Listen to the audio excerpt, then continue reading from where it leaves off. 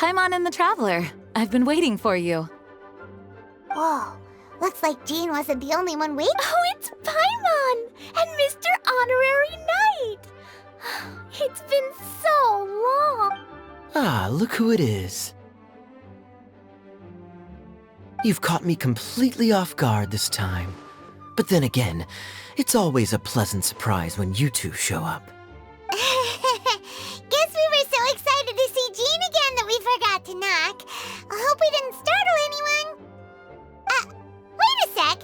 You weren't talking about anything that we're not supposed to hear, were you?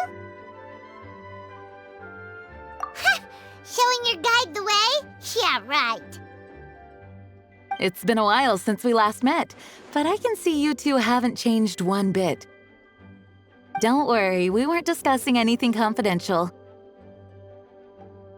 In fact, we were just talking about you.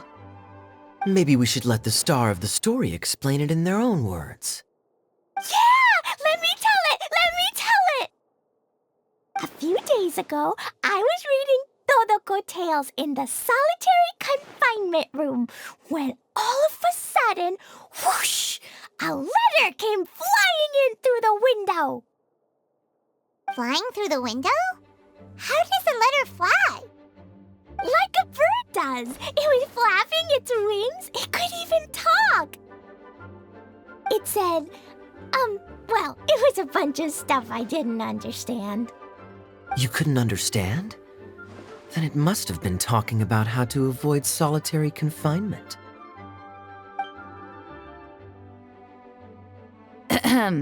Kaeya? Just saying. We don't want to let a teachable moment slip by. Okay, I know. Anyway, the letter said, "Oh, Klee, are you behaving? I see you've wound up in the solitary confinement room again." Sorry about that. Mommy is busy these days and can't take you out to play. But there's good news. I have a friend who has very kindly invited you to visit her. Oh, so the letter's from Alice.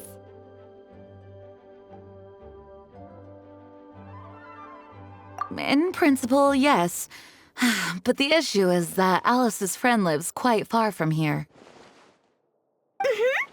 The letter says that Mom's friend lives in Sumeru. The Knights of Favonius could never agree to send Klee off to Sumeru on her own, but Klee is rather intent on taking Alice's friend up on this invitation. Yeah, I really want to go. You see? So we were wondering, who can we send with her on the journey?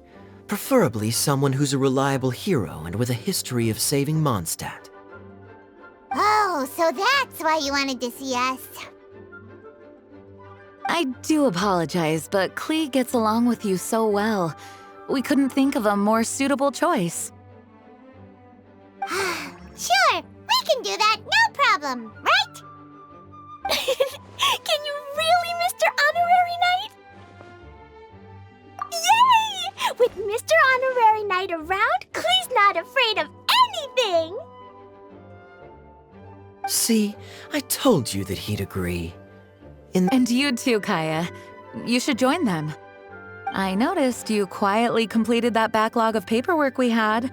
You deserve the chance to unwind a little. Oh, so you noticed.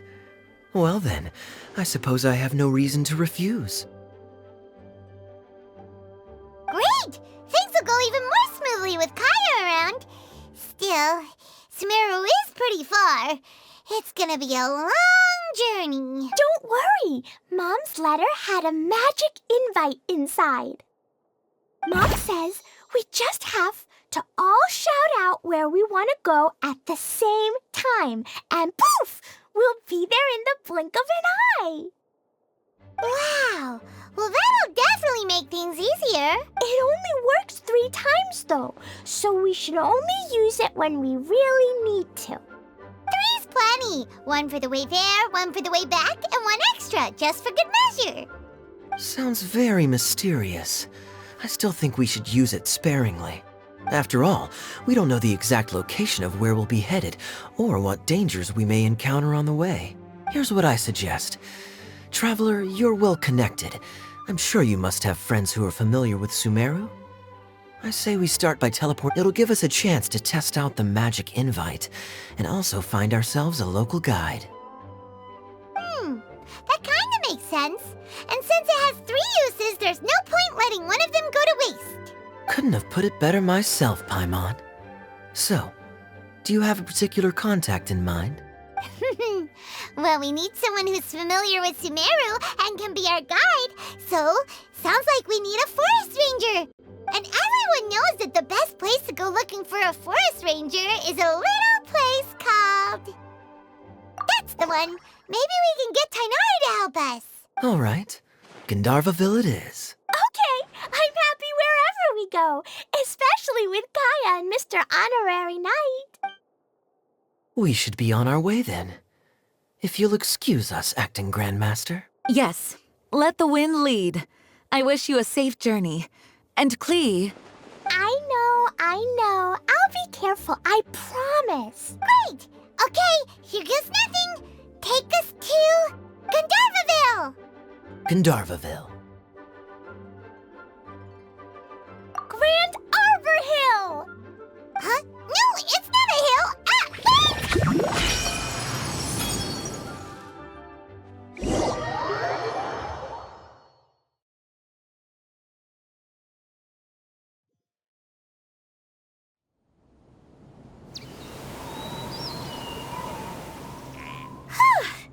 We made it! Paimon was sure we were about to end up someplace super weird. Sorry, it was an accident. It's okay, Klee. Good news is this magic invite really does work. Fascinating. One moment we're in Mondstadt, the next we're in Sumeru. So this is where Mom's friend lives? Wow, there are so many big flowers. Oh, and jumpy mushrooms! Oh, you ain't seen nothing yet. Sumeru's full of strange stuff like this. Like,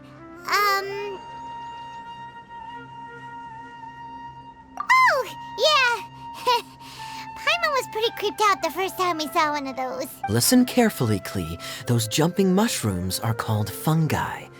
They may look cute, but if you get too close to one, it'll try to hit you with its cap. Really?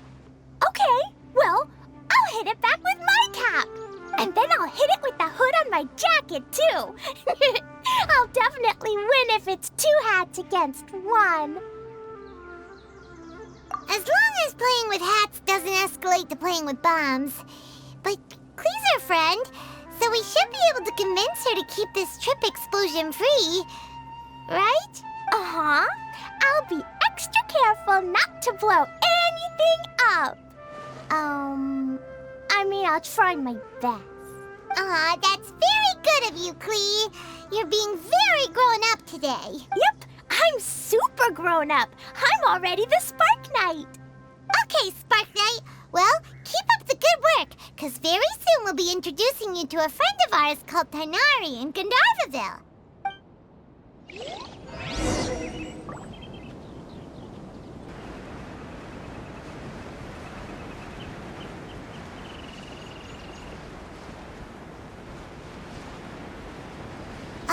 Hey, look! It's collei! Huh? And is that Eula with her? What's she doing in Gandharvaville?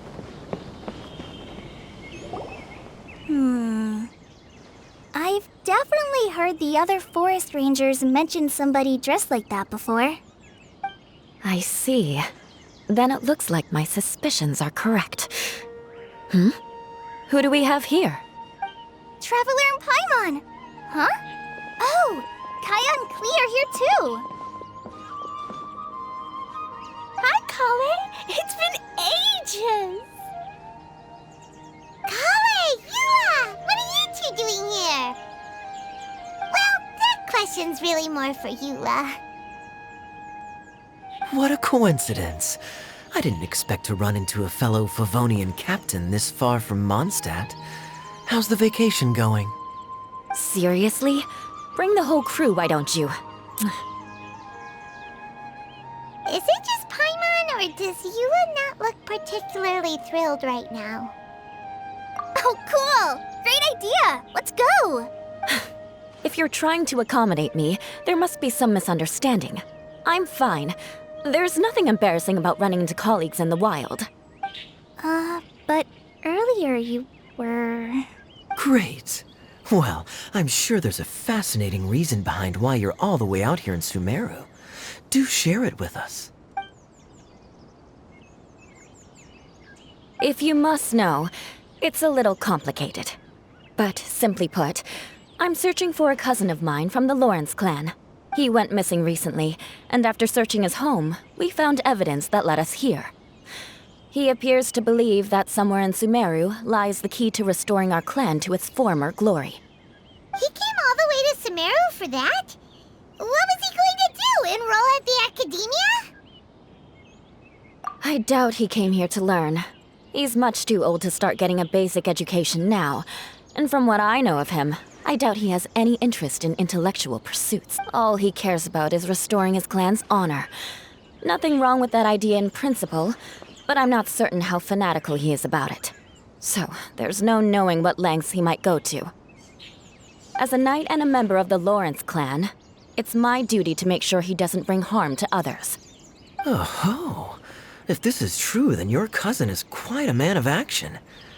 Traveling alone to Sumeru from Mondstadt is no mean feat. Nor is daring to make me personally concerned about his safety. He has no idea what's coming to him.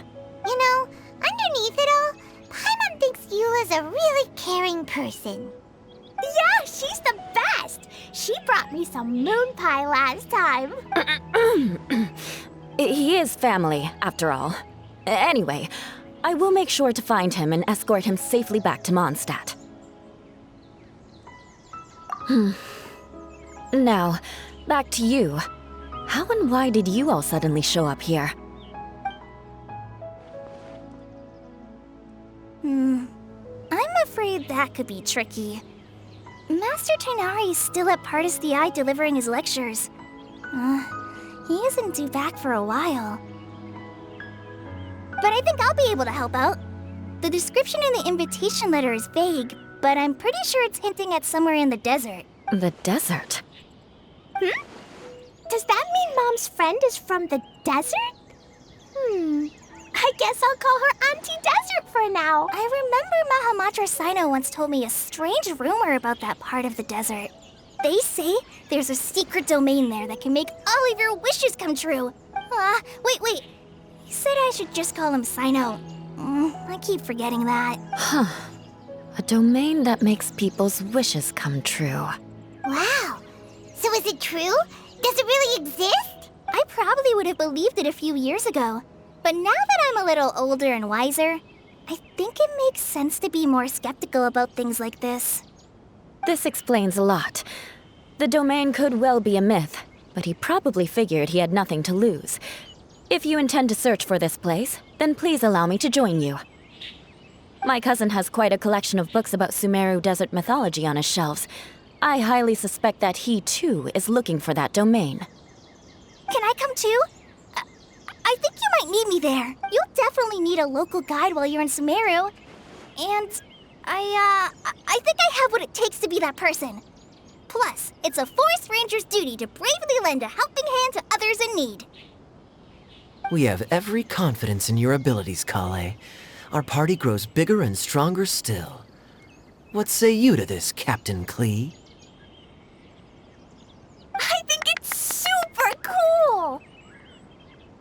I read in a storybook that on your own you can only have a drop of happiness, but in a group you have a whole ocean. So I'm sure Mom's friend will be super happy if I show up to visit and bring a whole bunch of friends with me. That's the spirit. In that case, let's get the magic invite to take us there.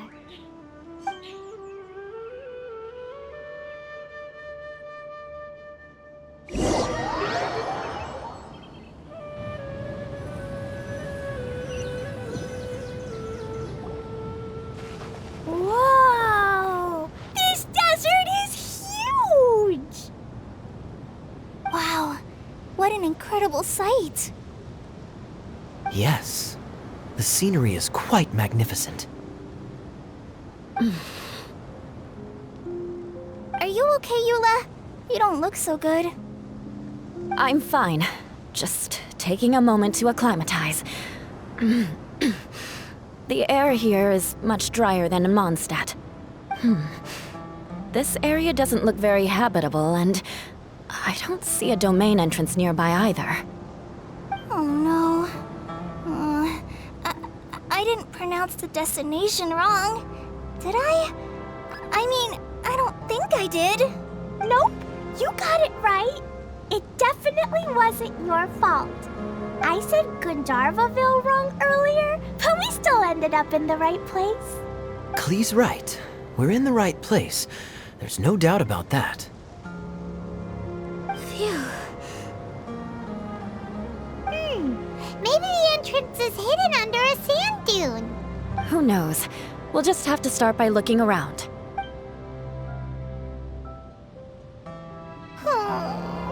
I'm so tired and so thirsty.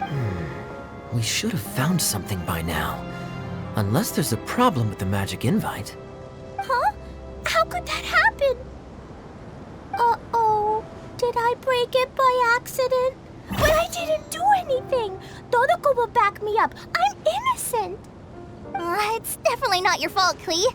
See? Not even a wrinkle on it. Does Mr. Honorary Knight have an idea? Paimon knows where you're going with this. Interesting approach. Assuming we're right about this magic invite. That is to say, if it was sent from within the domain, the invite likely has some sort of connection to it. Oh, I get it now. Plus, I know a super special trick we can use. What kind of trick? Can you teach it to us too? Of course! Mom said that if I ever need help, I just need to shout this out loud. Magic invite, Klee needs your aid. Do something now so Klee's not afraid. Look, something flew over.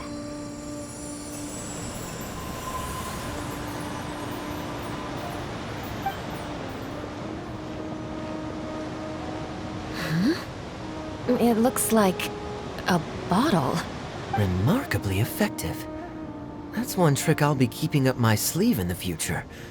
You should make a note of it too, Eula. Absolutely not. It's not my style. I suppose bottles are pretty common in Sumeru mythology. So, is this supposed to be the entrance to the domain? A domain? In a bottle? Huh. Well, if there's one thing we learned in Liyue, it's never judge a domain by its cover. Guess there's one way to find out if this really is the way in. Come on, reach out with your hand.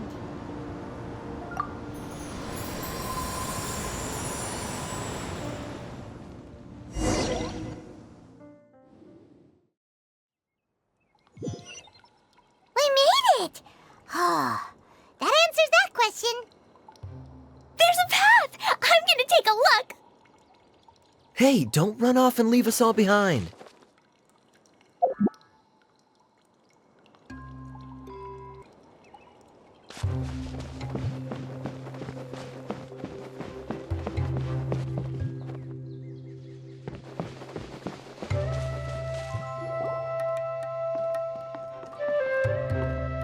Look! There's a huge garden here! Incredible. It looked so small from the outside. Everyone, I suggest that we stop here for a moment. We should take stock of our surroundings before deciding on our next course of action. Since we're in a bottle, has anyone heard the story of the magic bottle? Oh, you mean the one about King Deshret and the genie in a bottle? I've read it before, but I struggled with some of the vocabulary. What's the story about, Kaeya? Mom told me a story once about a group of adventurers who went to Bottle Land. But I don't think there was a magic bottle in that one. Don't worry, Klee. I can tell you all about the story of the magic bottle. But if you keep running off on your own, you'll miss all the good parts. Oh. Okay, I got it. I'll stay with the group from now on. You sense it too, don't you, Collei? Something's not quite right. Yeah, the scenery here is beautiful, but it's too quiet.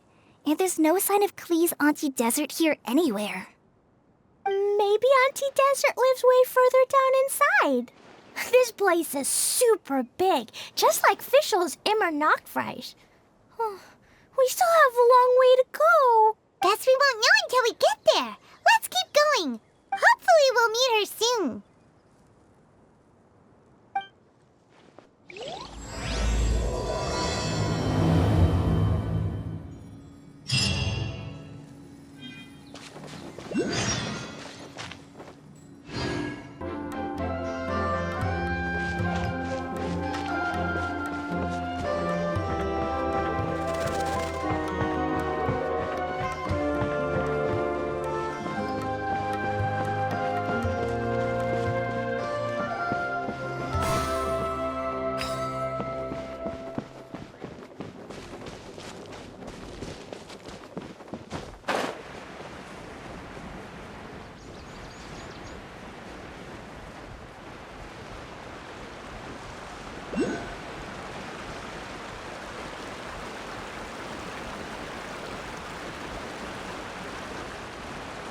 It looks like no one set foot on this road for quite some time.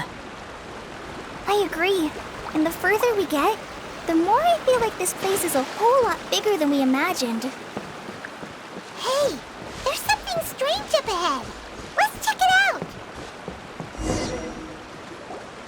Wow, it's a big ball of water. I wonder what it feels like. Can I touch it? It's so big that we could probably pass straight through it.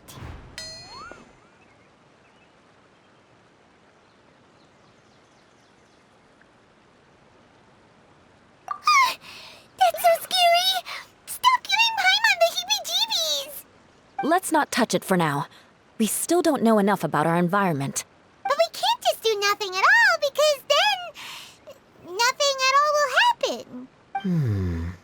I have a feeling that this could be the core that sustains this entire bottle domain. In which case, the moment we touch it, this place will instantly revert to its original size, with all of us still inside. Yikes.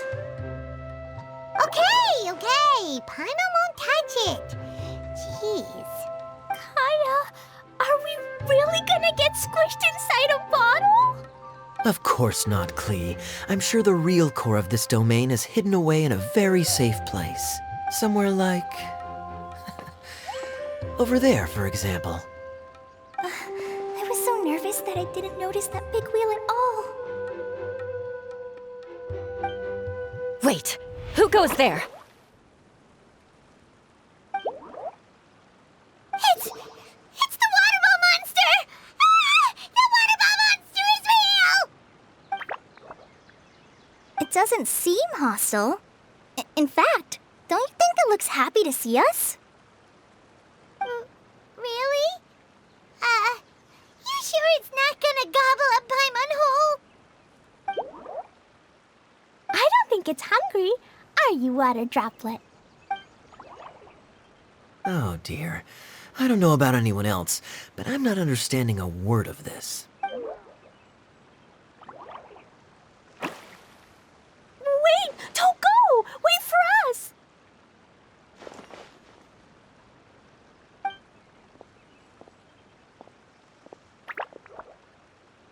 Why'd it stop? Maybe it can understand us after all. Oh, I get it now. It's leading the way for us, just like the cats in Mondstadt. Like the cats? How so? When you're walking around in Mondstadt City, sometimes a cat will show up on the side of the road. It'll walk ahead of you for a while, and if you're curious enough to follow it, you'll soon find yourself in front of a fine establishment called... Exactly. So let's see where this water droplet takes us. It could be interesting.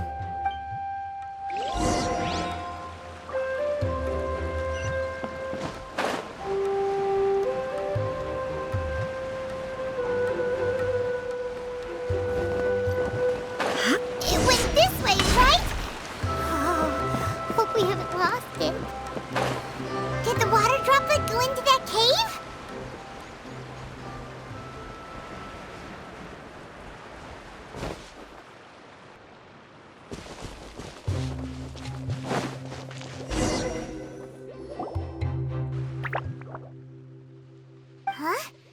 Another strange contraption. And there's a weird-looking wall over there. This kind of looks like that ball of water we saw earlier. Did the water droplet bring us here because it wants our help with something? What? Your friend is trapped in the wall? Don't be sad, water droplet. We're here now. We'll save your friend. You bet. But how are we gonna save them? Do we have to break down this wall somehow? Nope, we can't do that. No breaking the wall. Do we need to find a key of some sort then? Oh no! Where'd it go? Look, the device has lit up. And it's projecting images onto the wall. A two-dimensional space with objects of the same composition as the device nested inside. Yep, what Kaeya said, and that's where its friend is. But how exactly do we enter the image on the wall? Maybe we just copy what the water droplet did? But what does that mean? Hold on, I think Klee's onto something. Since the water droplet appears to be the key that activated the mechanism, we may be able to follow it inside simply by touching the device. The principle is no different than how we entered this bottle domain. Fair enough. Okay, deep breath, then head in.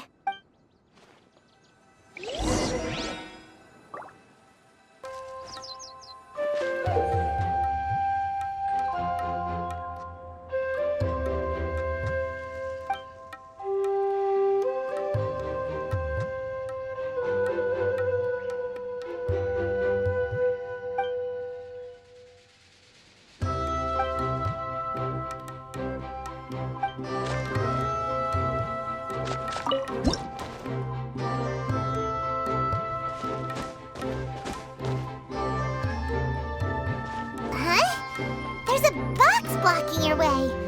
Wait, is it a reflection of this box in front of the wall? Come back out for a second.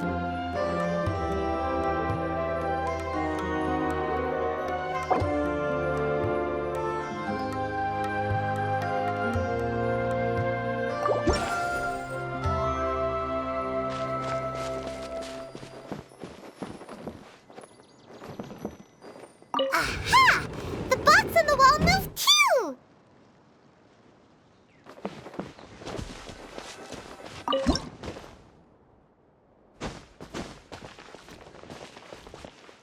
Wow, another water droplet just came out from the wall!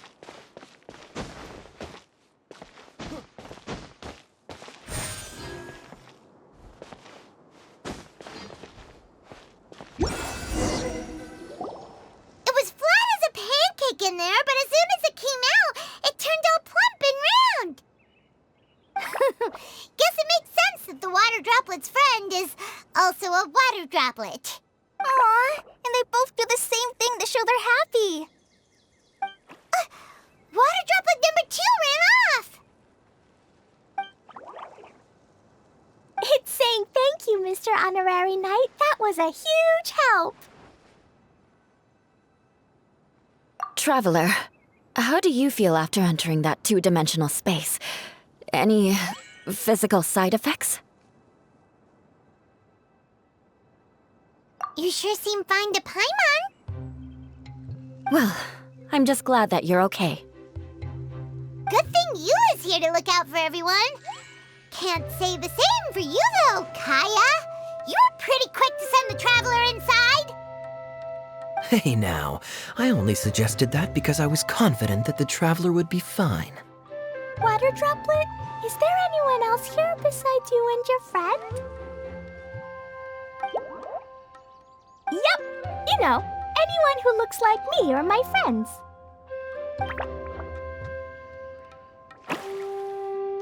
Oh, it ran off again. Hopefully this is a good sign. Amazing. Come on, let's follow it.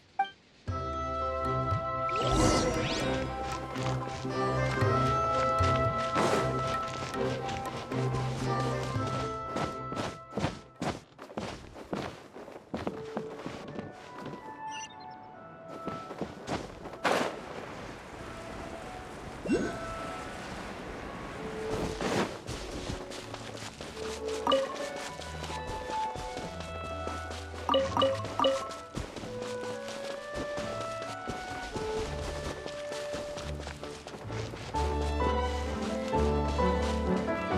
looks like there might be a town up ahead. Huh. Maybe more people live in this domain than we thought. And maybe that's where Auntie Desert lives!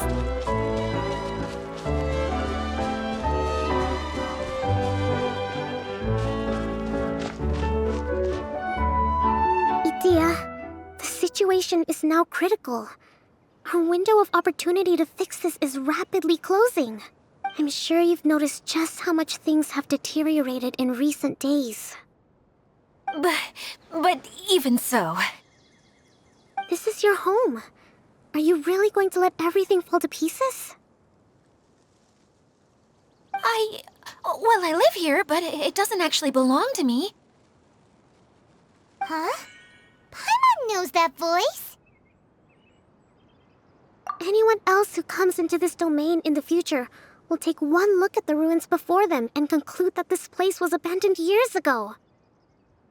But just imagine how different things could be if you maintain this domain in perfect condition. Whoever sets foot inside would witness a magical wonderland. How miraculous it would feel to them to find such unimaginable beauty in the middle of a lifeless desert. Oh, you're right, General. Truly, but... Act now while you still can. You have to stand up to this and break free from your despair.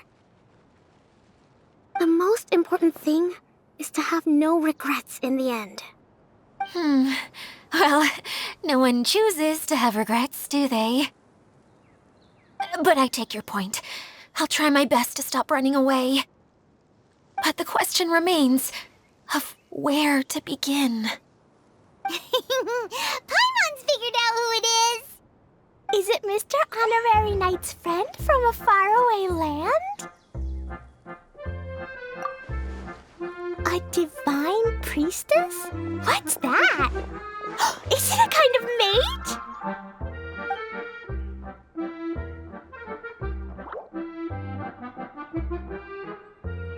What are you doing here? Huh? We have new visitors? Greetings, everyone! This is the Veluriyam Mirage, and I'm the caretaker, Idyia. I'm so sorry that you have to see this domain in its current state of disarray. We are actively working on repairs, and everything will be back to normal shortly. I hope. Greetings, everyone. I guess I should introduce myself too. It's all right. Just leave the introductions to me. I kinda wanted to say hello in my own way. But no harm done. I guess I'll let her do the honors. This lady is a visitor to the domain, just like yourselves. She is a formidable military general. Have any of you heard of Inazuma's Onmyo Chamber? The... what chamber? Onmyo Chamber. It's an elite training academy for gifted students of Onmyodo. Practitioners are divided into 4 classes, A through D, and assigned the power of Shikigami based on their mastery of the art. Wait. This lady famously led the Class D underdogs to victory against the Class A favorites in the final mock campaign before graduation. An astonishing feat that few in the history of the Academy have ever achieved. Hence, formidable general is no exaggeration. Isn't that right, General? What's wrong? Huh? Wait, so the favorites were beaten by the classy underdogs? Paimon's not completely following. That doesn't sound like the divine priestess Mr. Honorary Knight was talking about. Uh-oh. Did she just get caught lying in front of someone she was trying to impress? Or maybe she uses a different identity in her private life, and this is the first time her friends are learning about it. Seems kind of embarrassing, but also kind of cool. I guess having someone else to introduce you is a good way to make an impression. Maybe I'd fit in better with everyone if I had a title too. Some people call me a general, but it's just their way of showing respect. My actual name is Sangonomiya Kokomi. Huh? Oh no. Sorry, my mistake, General. Miss Sangonomiya. Call me whatever you like, Idyia. The only important thing about names is knowing who's who. Oh, I get it now. It's like that story that Mom told me that time. Klee can explain. So basically, in the story, a big group of people go on an adventure to Bottleland. One of them's called the King, and some of them are called Knights. So, Miss Sangonomiya must be the super smart one who solves all the problems in the story. What's that one called again? Perhaps a sage? Indeed. Wisdom is an important attribute found in military generals. Okay, well, I'll just call you that. Miss General it is. Fine by me. Sounds really cute, coming from you. At least, cuter than my pen name, that's for sure. Well then, how should I address the rest of you?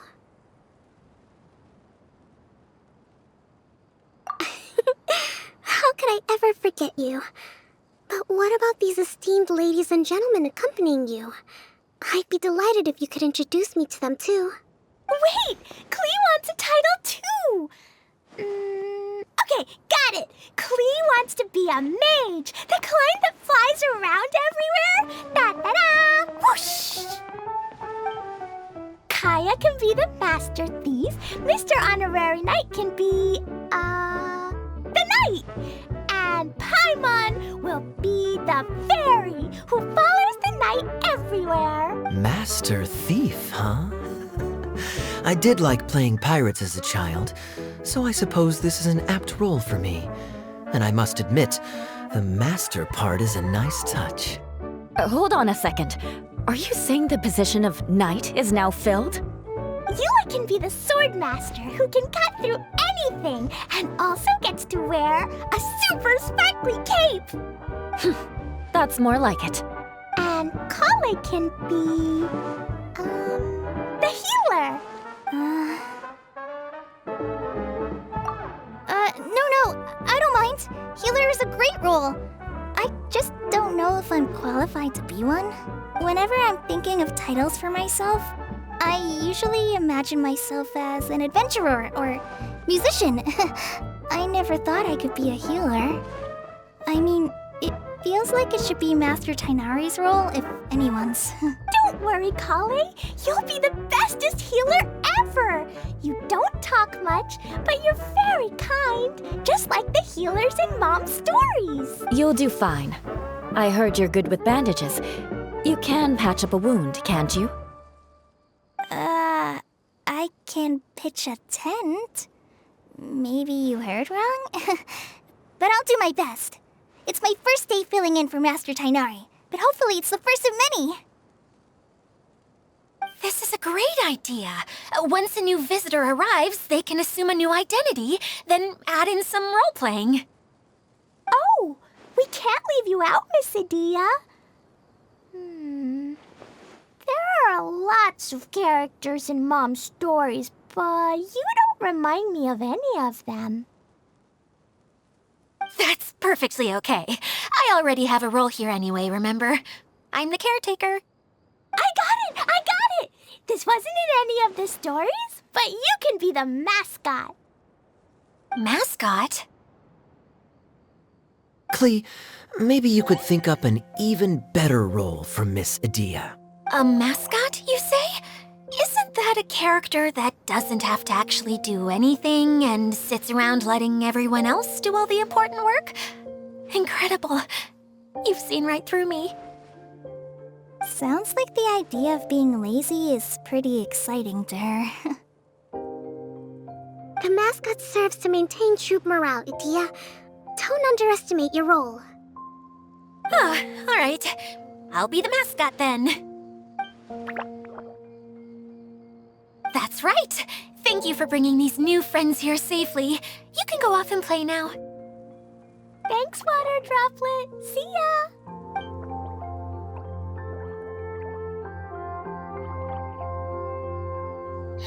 Water Droplet? Is that your pet name for it? I suppose it's as accurate a nickname as any. We keep getting sidetracked, but I believe you were saying something about being in a difficult predicament. Is something wrong with the Veluriyam Mirage? Oh, yes, about that. I'm afraid the entire domain has recently sustained some significant damage. It was as if the whole world was suddenly flipped upside down. A few components went missing from the core, which sustains the domain, and the impact cascaded out from there. Needless to say, many things in the Veluriyam Mirage have now stopped working. Just days after I agreed to let my friend's daughter come and visit too. When she gets here and sees the state this place is in... Oh, so you're Mom's friend? Hi, Auntie Desert. I'm Klee. Here, I brought the magic invite, see? Huh? Wait, so you're... Look how dilated her pupils are. She must be very surprised. Yeah, and not in a good way. Mom's the one who sent me here. She's the strongest mage ever.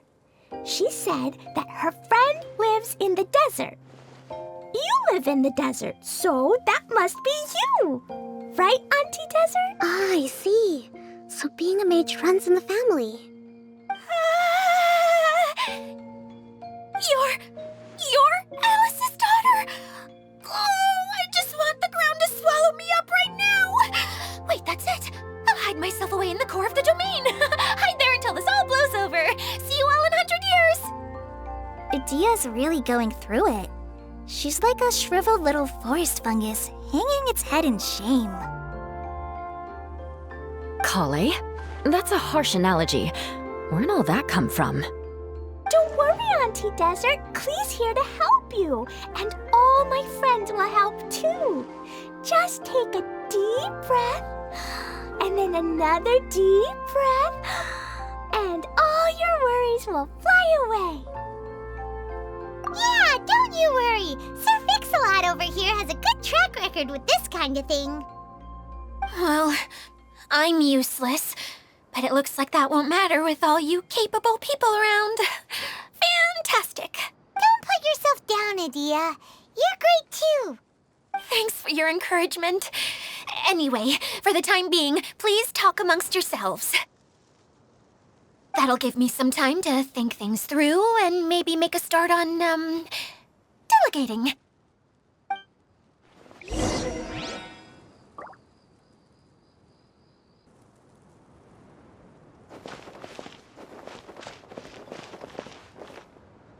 Hi, Miss General. Mr. Honorary Knight says that you're from Watatsumi Island. What's it like there? There must be loads of fish, right? Wait! You look kinda like a mermaid. Are there fish in your family? Oh, sorry to disappoint you, Miss Mage, but I'm just an ordinary human. I have lots of great stories about Watatsumi Island, though. Come on, let's enjoy the scenery while I tell you all about it.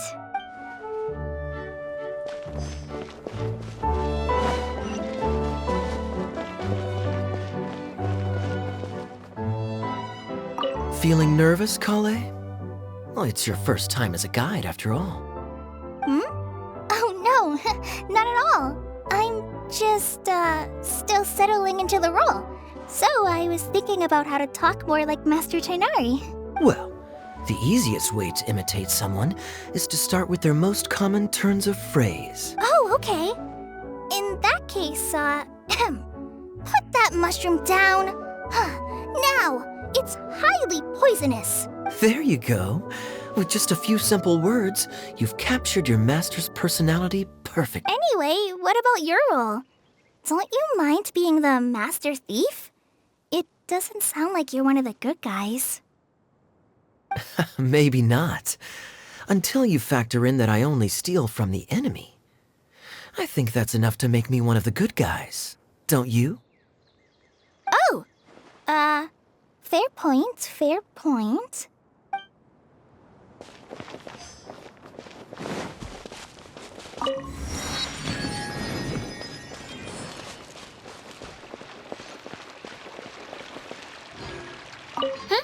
Who else has visited the Veluriyam Mirage recently? There was someone from the academia who came not long ago. A Kasharawar scholar. Blonde hair. Architect, I think. He was a huge help and redesigned many of the buildings here. Although he was always grumbling to himself, he was extremely diligent in his work. What a kind person. I could tell that was a sensitive soul. A lot like me. Sorry. Please pretend you didn't hear that. I'm, of course, a very strong and resilient person. After him, an aristocrat from Mondstadt showed up, then Miss Sangonomiya. Unfortunately, everything here suddenly started changing before I had the chance to be a good host and show them around. Do you know where the Mondstadt aristocrat is now? If I remember correctly, he headed north after the incident. It's a pity we're having all these issues. If we could get everything working normally again, I could probably locate him in an instant. Still, not to worry. There's nothing dangerous here. Hey,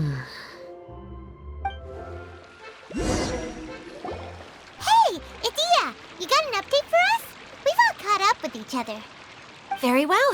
Then please allow me, Idyia, your mascot, to explain exactly what's happened here.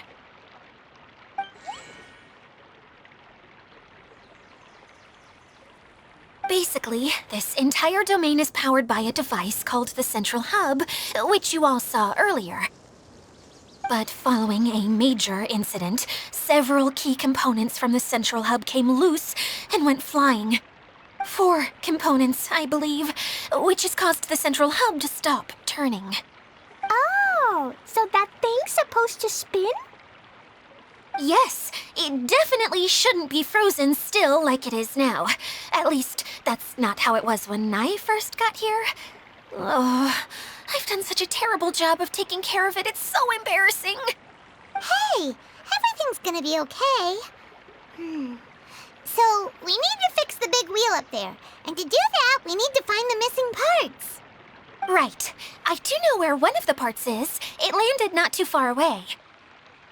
But the rest all landed in different areas. I'm afraid you'll have to go and look for those. Now, as the caretaker and your mascot, I shall announce your respective adventure duties. You can just be yourself if you want. No need to force the whole role-playing thing. Oh, I see. Okay, so I was thinking that maybe Swordmaster Eula and Healer Collei could investigate the northern zone, if that's okay? Fine by me. I was going to be looking for my cousin there anyway. I'll be your backup, Eula. I know you usually team up with Amber, so I'll try my best to fill her shoes. Oh? Well, this'll be fun. Let's see if a forest ranger can outperform an outrider. Master Thief Kaeya and Mage Klee, if you could earmark some time in your busy schedules to search the West Zone. Earmark? What does that mean? It just means we mustn't forget to do it. Don't worry. We can handle that. Finally, we have our General, Miss Sangonomiya, and our Knight, the Traveler. If there's no objections, please come with me to retrieve the first component.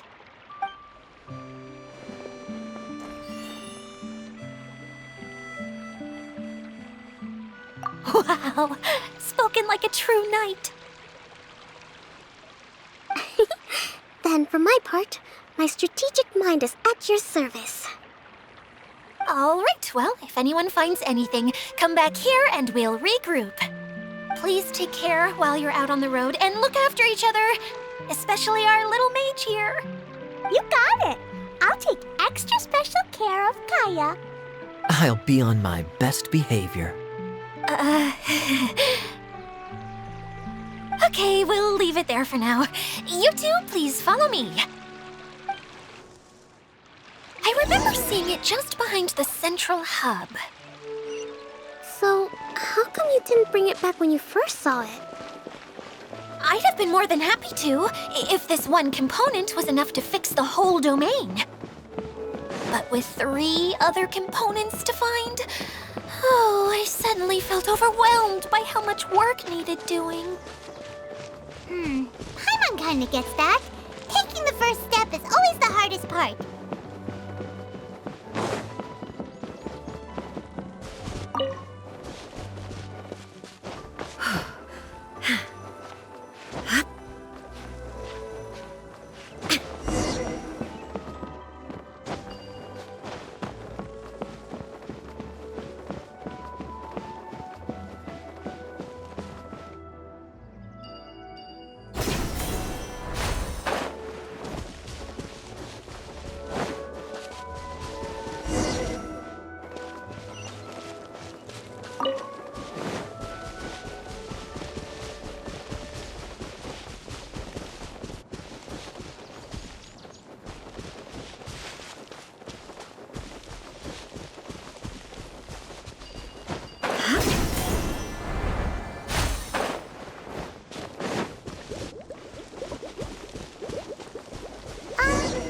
Hey, so Paimon's been meaning to ask, what brought you here, Kokomi?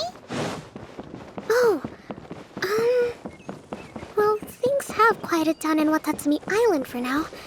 So I thought I'd take the chance to get out and see more of the world. You've traveled a pretty long way. Why Sumeru?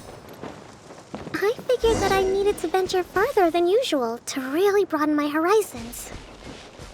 Well, that's one reason anyway. I can explain in more detail another time. Into the wind!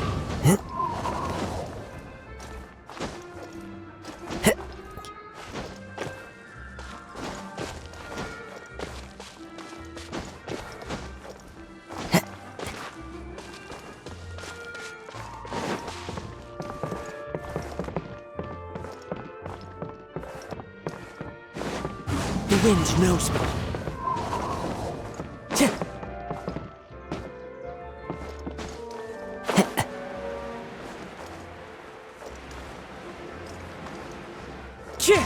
Follow the wind.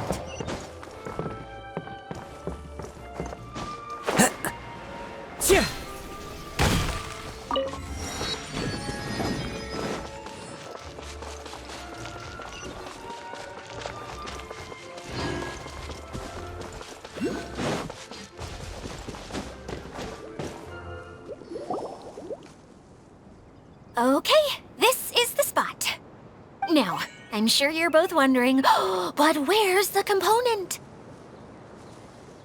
There's nothing here. Oh, where could it be? Oh, it's that lamp thingy, right? Water Droplet showed us how that works already. Yes, that's the one. There goes my big introduction. Showing people the ropes is supposed to be my job. Oh, I can't believe I'm being shown up by a Hydro Eidolon. Cheer up, Idyia.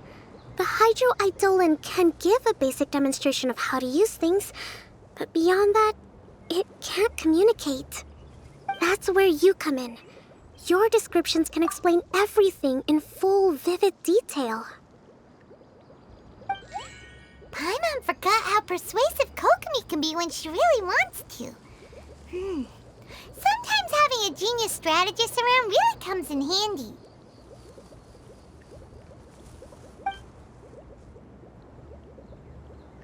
Oh, well, if you put it that way. Well then, just pretend like you've never seen it before, and I'll tell you all about it. This is called the streaming projector. Everything here in the Veluriyam Mirage was made using this device. All you need to do is place an item in the projector, and you can construct a corresponding item based on the shape of the original and your imagination. At least, I think that's what it used to do. With the domain in its current state, only its most basic functions are still operable. Okay, not quite that basic. At the moment, it's only able to show two-dimensional objects. I call them preprints. Think of it like a sort of draft or blueprint or something. So you're saying the component fell into the preprints? Yes, exactly. I'll leave you to go in and physically retrieve it. While I'll be out here rooting for you by doing a motivational dance. Really? No, sorry. I feel like I have 2 left feet when I try to dance. I guess I'll just find a place nearby to sit and wait patiently for you. Hey, come on! Cheer up! We'll handle everything from here!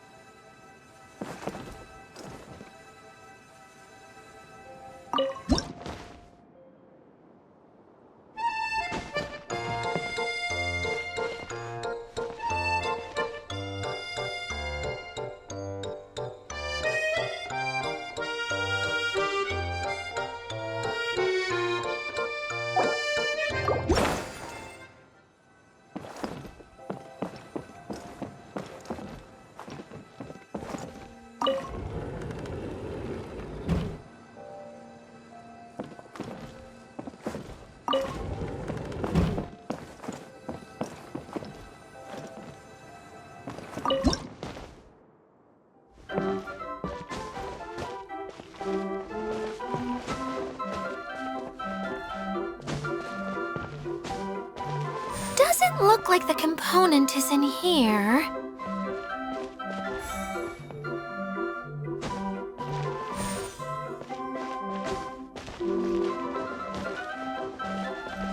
Yes, that's the one! Now you just need to bring it back out.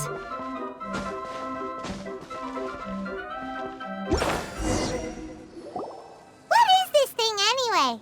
Some kind of gear?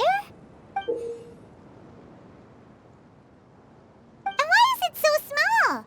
It doesn't look like it belongs in that huge wheel. It's hard to explain, but I assure you that it's definitely one of the components. So that leaves 3 more components missing. Every journey begins with a first step. I think we're off to a good start, and things should keep going smoothly from here. You really think so? I suppose you're right. She did manage to defeat Class A at the Onmyo Chamber, after all. You don't need to keep bringing that up. Anyway, thank you for all your help. I'll take this and start trying to repair the central hub. You two may as well head back to town. Oh, why am I so clumsy? Once again, I was no help at all. The least I can do is try and handle the actual repairs.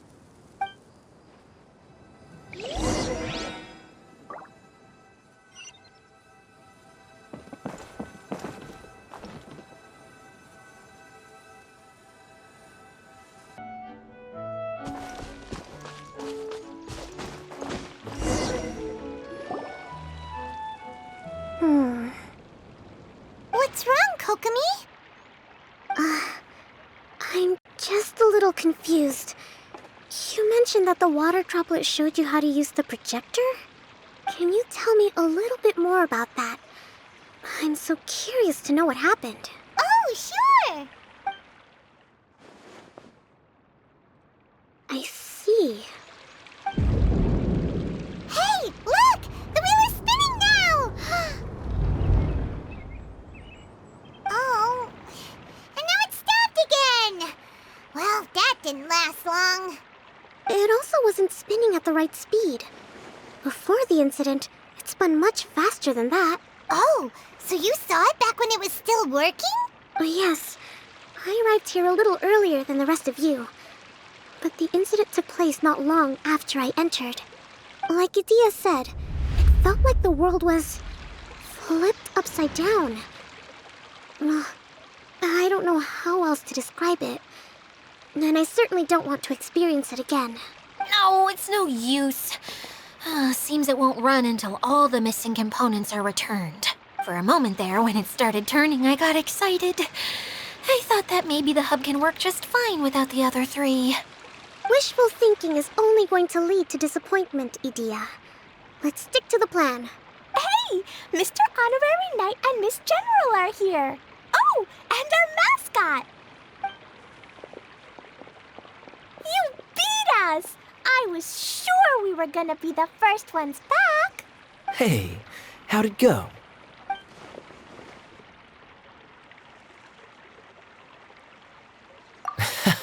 Impressive. I doubt you'd find many other knights of such caliber even among the Knights of Favonius. How about our master thief and mage? Did you find anything? You bet! We made a huge discovery. The place we were trying to get to was blocked off. We couldn't see anything past it, and there was no way around. But then, just now, a huge canyon appeared out of nowhere, so we hurried back here. It appeared just now? Come and see, Mr. Honorary Knight. Let's go on a canyon adventure. I'll sit this one out. I'm beat after trying to make those repairs. I need to take a break. Miss General, you should come too. You can hide behind me and give me smart advice while I protect you. Wonderful. It would be an honor to serve as advisor for our young mage. Let's go!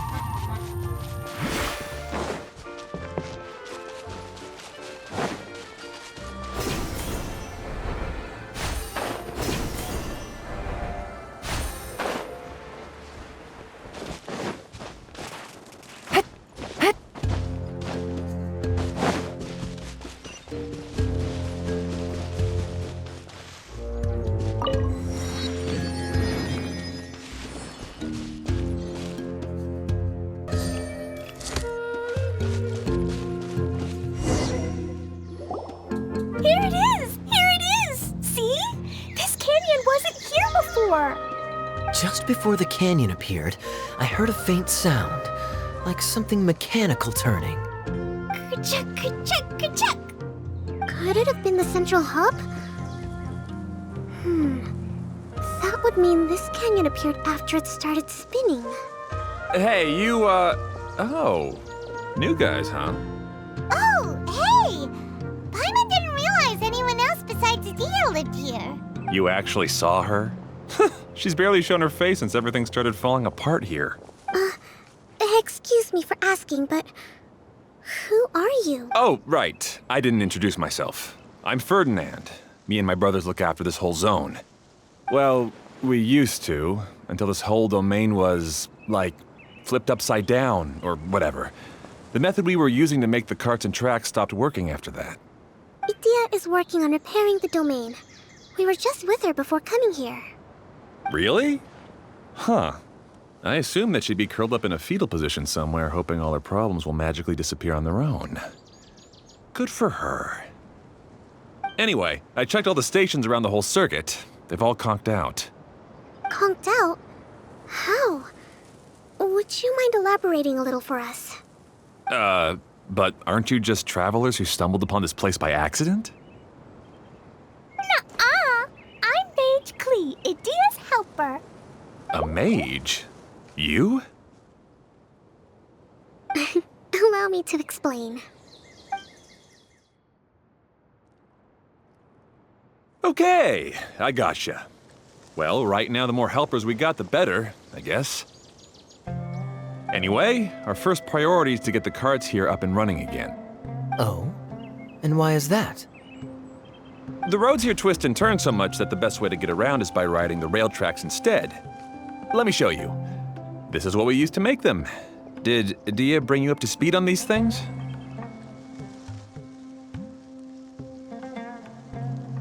Yep.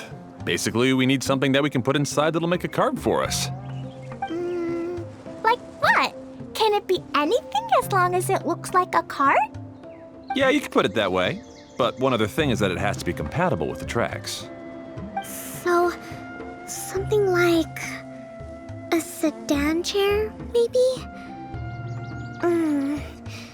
But I'm not sure we have all the materials required to build one of those. How about you, Traveler? Any ideas? What kind of a suggestion is that? That would be way too complicated to make. Yeah. Sorry, I don't think we have the right materials for that.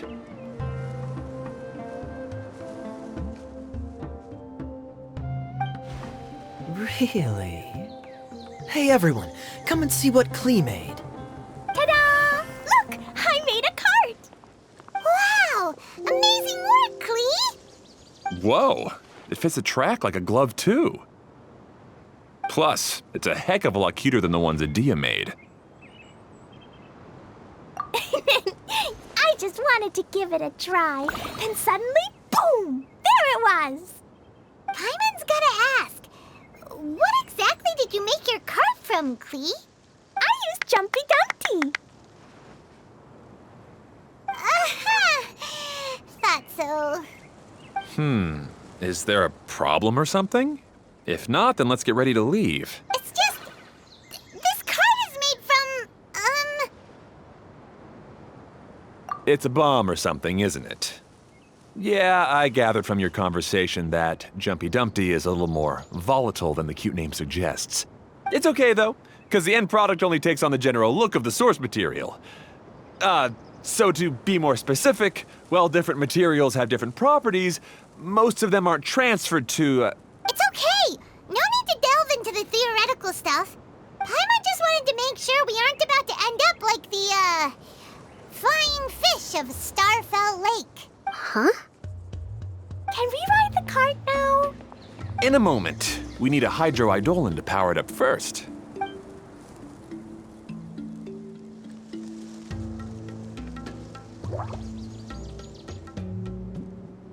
Okay, she's ready to roll. Hop in.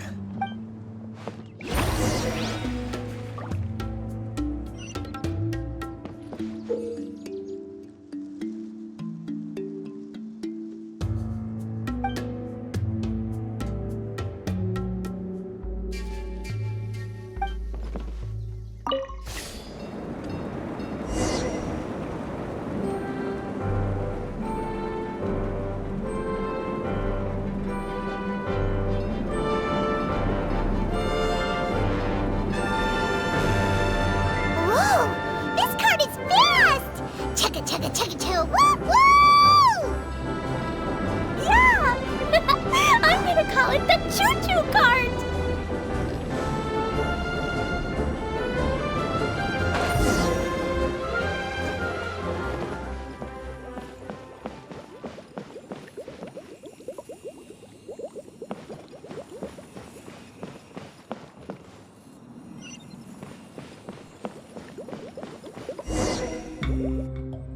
The track is damaged up ahead. We need to make some repairs before we can go any further. Yep, looks like it's all reverted to a preprint state here. Do you know why that happened? Everything in this domain starts as a preprint and only takes shape after being illuminated by the streaming projector. But the hydroidolin that forms the tracks here has been trapped in the print. So someone needs to go into the preprint and rescue the hydroidolin, right? But the projector here is sealed off by a giant bubble! That's the hydroidolin's way of protecting the device from damage. If the streaming projector broke, then we'd be seriously stuck. Aha! So for step one, we need water droplet to help! Aw, it seems to really like that name!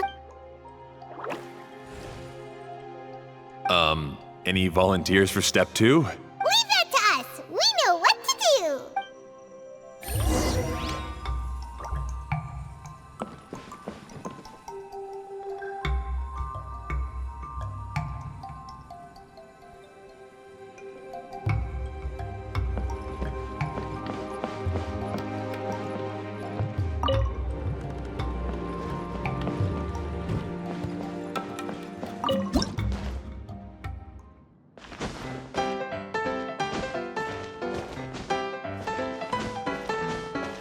Ah, so the Hydroidolon was locked up in that chest.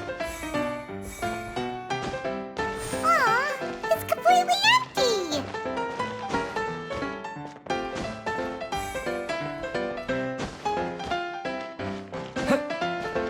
Yay!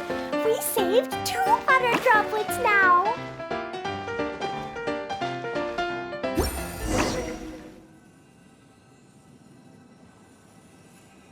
Whoa! Water droplet just transformed into some new tracks! Good. Let's keep going then.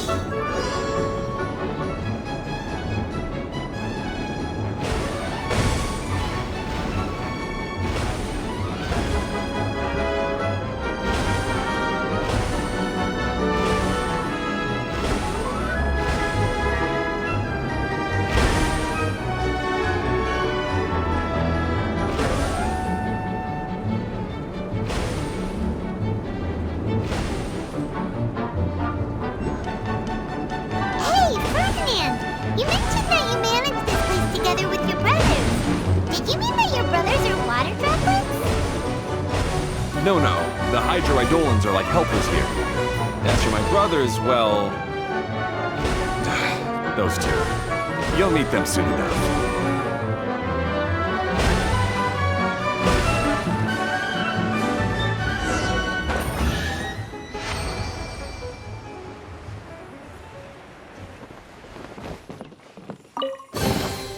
A chest full of valuables and a trove of potential clues.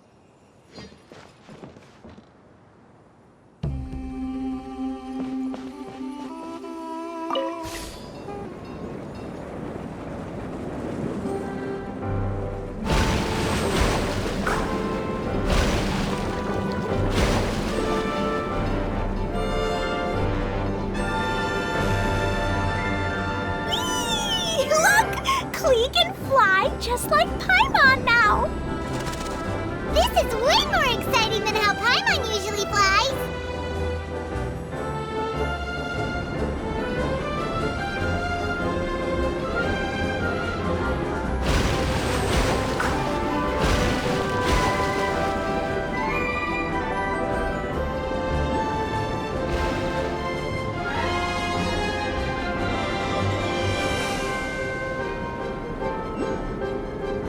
Seems we've just about finished repairing the station and the connecting tracks.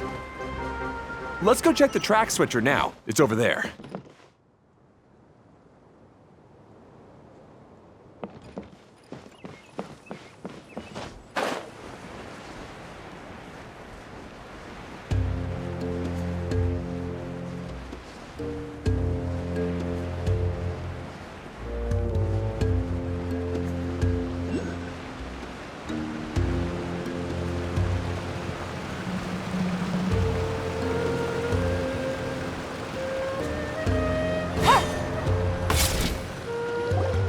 Oh, there's another spinny thing here.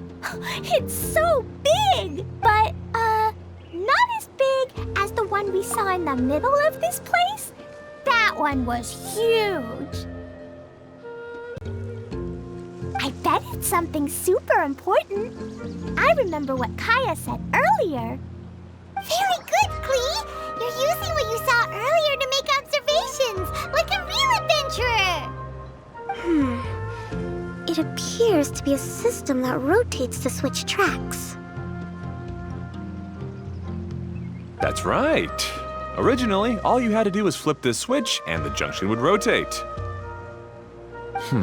But it seems Jeremy still hasn't fixed it yet.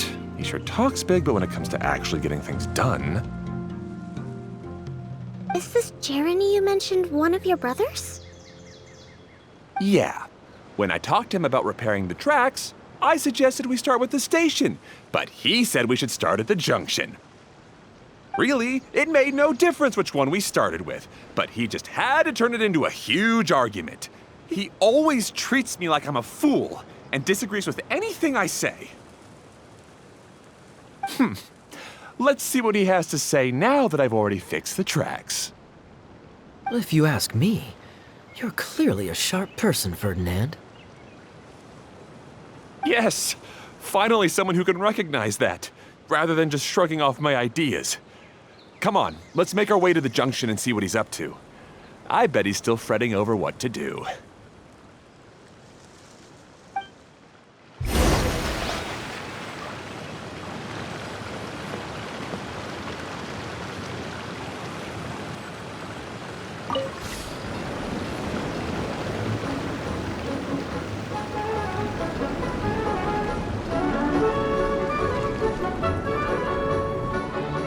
Sometimes I can't help but get angry just thinking of Jeremy. You should have seen him back in the sandstorm. I suggested we go east, and he argued that we should go west. You were in a sandstorm? What happened after that? We separated and each went our own way. Lucky for us, we stumbled across this domain. Otherwise, I'm sure we would have been buried in the sand.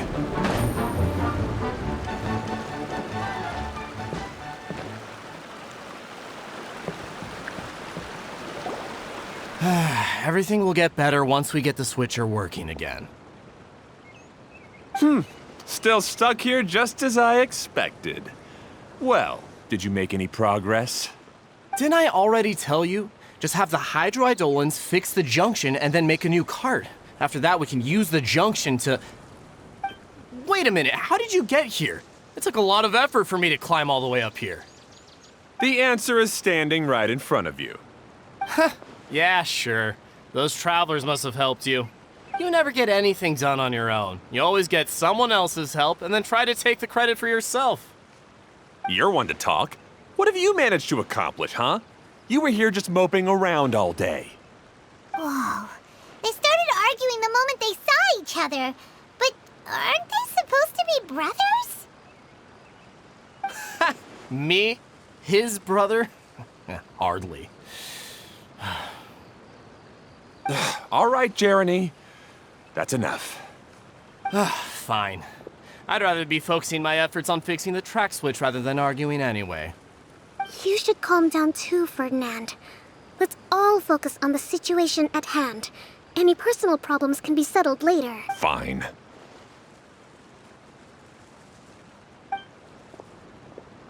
I'm sorry you had to see that.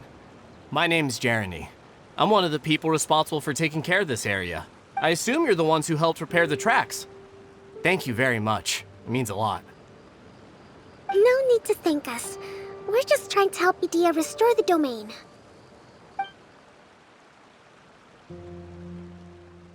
I see. Now that you and Ferdinand brought the cart up here, we'll need the hydroidolins to fix the area below.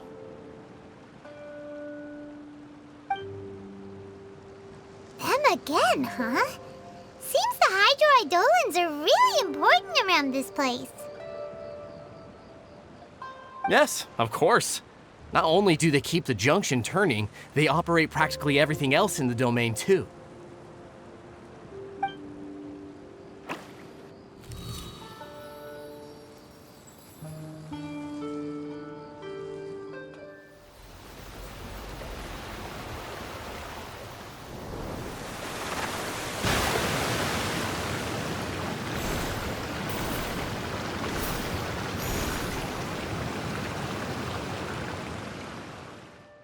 All right. Seems most of the tracks and junctions have been repaired now. Yep. So maybe it's time you give credit where credit is due, What? You think you deserve the credit? If anything, we should be thanking these travelers. You... Well, either way, you're not the one getting any credit. You're always quick to criticize my ideas and push your own, but you never actually get anything done. And what about you? Don't forget it was Hado and I who took care of the mess that one time you impulsively tried one of your brilliant ideas. Speaking of Hado, Wasn't he with you? I left early this morning. I assumed he'd be with you. Seriously? Couldn't you have at least looked to see where he was before you left? Hey, come on! You didn't see him either, so what's your excuse? Klee? I don't get it. Nobody did anything bad. Why are they arguing? I just don't like his smug attitude, that's all. Who are you calling smug? If anything, you're the one who's making such a big fuss right now. All right, I think we've heard enough from you two. If you insist on bickering, then I'd suggest you go somewhere else. Otherwise, I'll just cool you two off myself. Now, Now, come with me. I'd like to have a word with you. Phew. Don't be upset, Klee. There are many complicated situations in this world which don't always have a logical explanation. As a passing traveler here, it's not my place to comment on their disputes. But in my experience, family issues can be the toughest to resolve. Seems you don't like dealing with this kind of thing either, Kokomi. But it's still not right. I don't know how to explain my feelings. I'm sorry. We've calmed down. We shouldn't argue in front of a child like that. we're sorry, Klee. It's okay. Back to the topic at hand. Weren't you about to go look for your brother Hado? Ah, right. Our best guess is he's somewhere around the torrential twister. We would have to use the junction to send the cart to another area. Sorry to trouble you again, but would you help us find him? Oh, all right.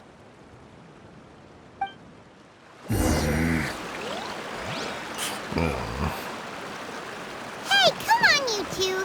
You're brothers after all. Can't you try to get along?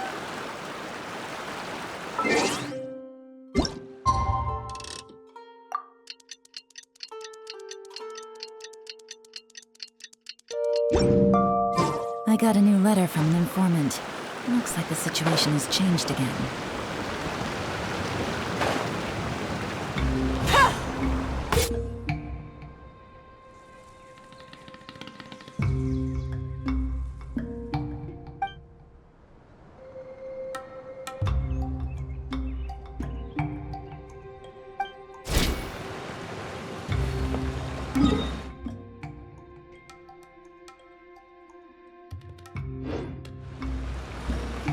Okay, this is the end of this track segment. Otto should be nearby.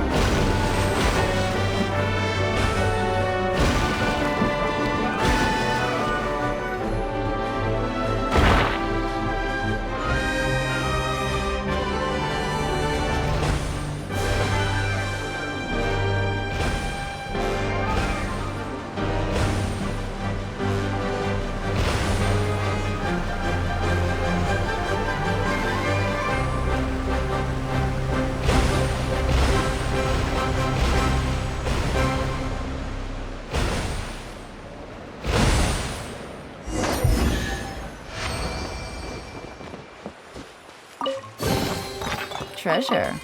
One way to draw your target out of hiding. Ah, I guess you had repaired the tracks and stations as soon as I saw a cart come zipping along. Now that the tracks station and carts are all repaired, we're about ready to reopen Torrential Twister. It'll be good to see my design back in action again. You're in no condition to be out running around like this, Hado. Yeah, but these are unusual circumstances. That's true, but you should stop to think things through. Exactly. If there's anything that needs to be done, you can just let Ferdinand and I take care of it. You and Ferdinand? Together? It would be a miracle for you two to do anything together without fighting. Hey, that's between Jeremy and me. No need to add fuel to the fire, okay? I'm not trying to make trouble. I'm just saying. Hey, Ferdinand? Oh, don't worry. We're not arguing, Klee. We're just, discussing some things. Are you and Jeremy worried about Hado? Why don't you just talk to him about it? Kaeya's also worried about me sometimes, but he doesn't ever criticize me. You're right, but our relationship is much better than these guys. Well, our situation is a little different. Really? How so? We've been through this kind of thing before. If we didn't warn Hado, then he wouldn't take it seriously and something would eventually happen. As his brothers, we have to help him. But it doesn't look like you're helping. Huh? Maybe Klee doesn't understand everything. But my mommy told me that you help someone to make them feel happy, not to make yourself happy. Hado sure doesn't look very happy. Why don't you ask him what he needs? Klee's right, you know. You three need to open up and talk things through. You are brothers after all.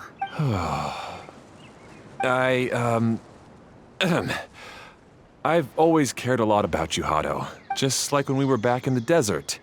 You suddenly passed out and Jeremy and I started arguing. Eventually, all three of us ended up in this domain. I'm just worried that something similar could happen again. If you were to pass out and with nobody around to help you... I know, but this domain is nowhere near as dangerous as the desert. I was thinking that if I could handle these problems myself, then you two wouldn't have to argue about anything. If it weren't for my poor health and lack of energy all the time, then I wouldn't have always been such a burden on you two. No need to feel guilty, Hado. This was our choice. The three of us love adventuring. No one is a burden on anyone. Isn't that why we came up with the idea for this area? I would do the... Draw the blueprints and build tracks. It'll be a safe way to see all kinds of amazing scenery. Yes, that was the plan. See? Doesn't it feel better just to get along? Hey, what are you trying to say? You make it sound like I've only been trying to talk myself up. The choo-choo cart is great, Ferdinand. Really? You know, Klee, having the car zip along the tracks was my idea. Yeah, what an amazing idea. You're so smart. Hey, Klee, do you want to ride even more fun carts? Yay! Let's ride more! Looks like all three of them are trying to win Klee's approval now. Klee hasn't realized it yet, but her innocent, childlike nature is very powerful. It can inspire and even help heal others. Hey, everyone, please come with me. We need to get the hydroidolin in the cart to help us.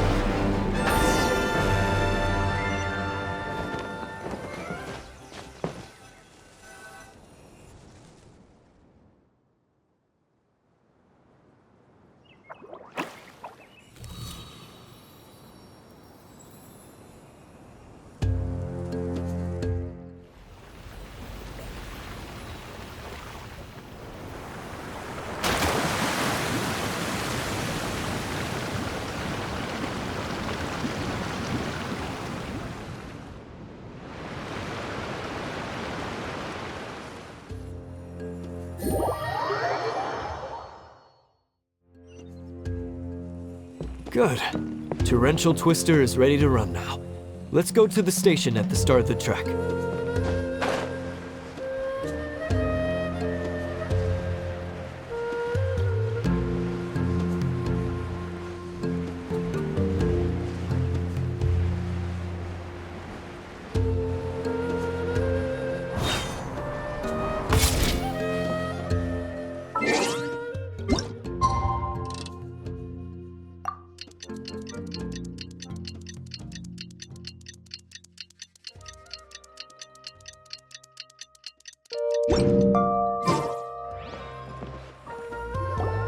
Hato and I have double-checked everything. It's all operating safely. You can go for a ride now. Hold on a sec. Before we say goodbye, I have something I'd like to give you all. It's a rock climbing rope. We used it on our adventures to climb mountains and traverse many places. Huh? But doesn't it mean a lot to you? Are you sure you want to give it to us? Yes, of course. Please take it. Thanks to Klee and everyone else's help, we realized that there's a special bond that keeps us together. Even though it's invisible, it's even more important than rope. We can always hold on to it through tough situations. Huh? I helped? Yes, Klee. You are a big help. Even bigger than that huge thing in the middle of this place? Yes, much bigger. Wow, that's huge! I'm so happy. By the way, have you ever seen anything like the choo-choo cart in the outside world? Nope. Today was the first time I rode anything like it. Is that so? I guess I'm not surprised. Seems you won't find Torrential Twister anywhere else. Be sure to come back and ride the choo-choo carts again while you still have the chance. Yep, I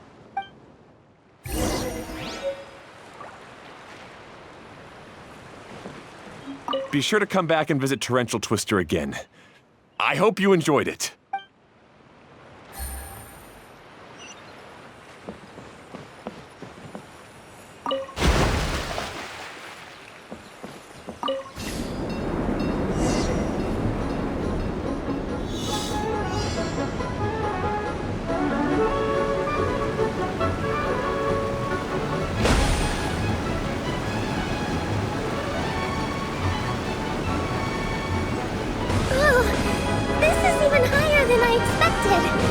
The drops are pretty steep, too. Are you okay, Kokomi? If you're scared, just yell and let it out. We won't tell anyone. What happens in the bottle domain stays in the bottle domain.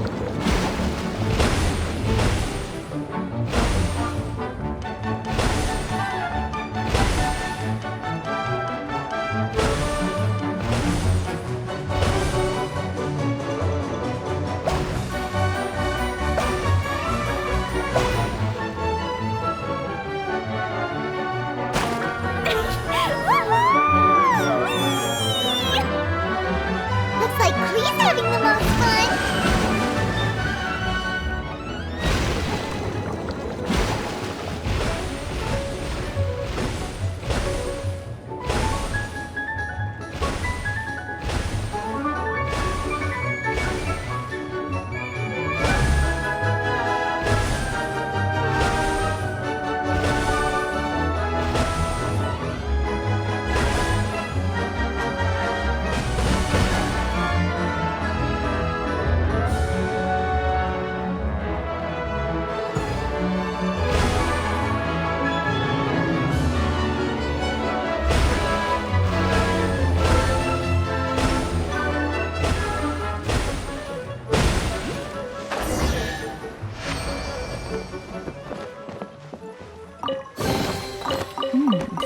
Easy money. That's so much fun! Klee can fly across the sky like a real mage now. Guess that sort of makes sense. Wait, but if being able to fly makes you a mage, what does that make Kaeya, since he's here too? Nothing! Kaeya's just the master thief. Don't you remember, Paimon? Oh, right. Guess it slipped Paimon's mind. Sorry to bother our young mage, but there's something a master thief would like to report. Do you still remember our mission? Uh-oh. I was having so much fun that I I almost forgot. We're supposed to be helping Idyia look for the missing components. But don't worry, I've already got one. You mean you snatched it when we weren't looking? I didn't have to go that far. In fact, the component we were searching for was actually that orange rope. If anything, you could say it came right into our hands at the right time. Let's head back and give it to Idyia. Aw, do we really have to go? Okay. Even though I want to keep playing, I know Idyia is really important. That's our wise mage. Don't worry. Tonight, you'll be able to see stars in the water and watch fish dance in the sky. Seems Kokomi's out of it after that ride. Her face is completely blank and her lip was trembling while she was speaking. Maybe we should have a rest for a while. I thought I was keeping my composure pretty well. Don't worry, my mind is always spinning. I'm used to this. We should head back to Idyia. How about we hold hands, Miss General? Klee will give you energy.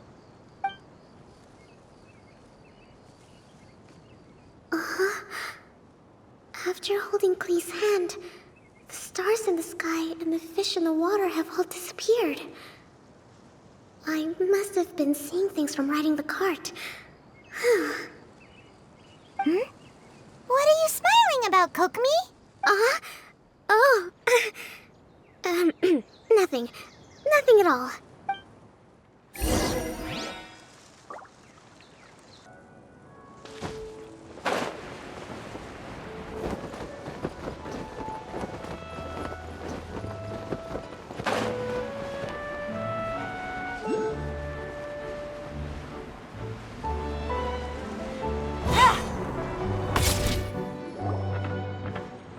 Welcome back!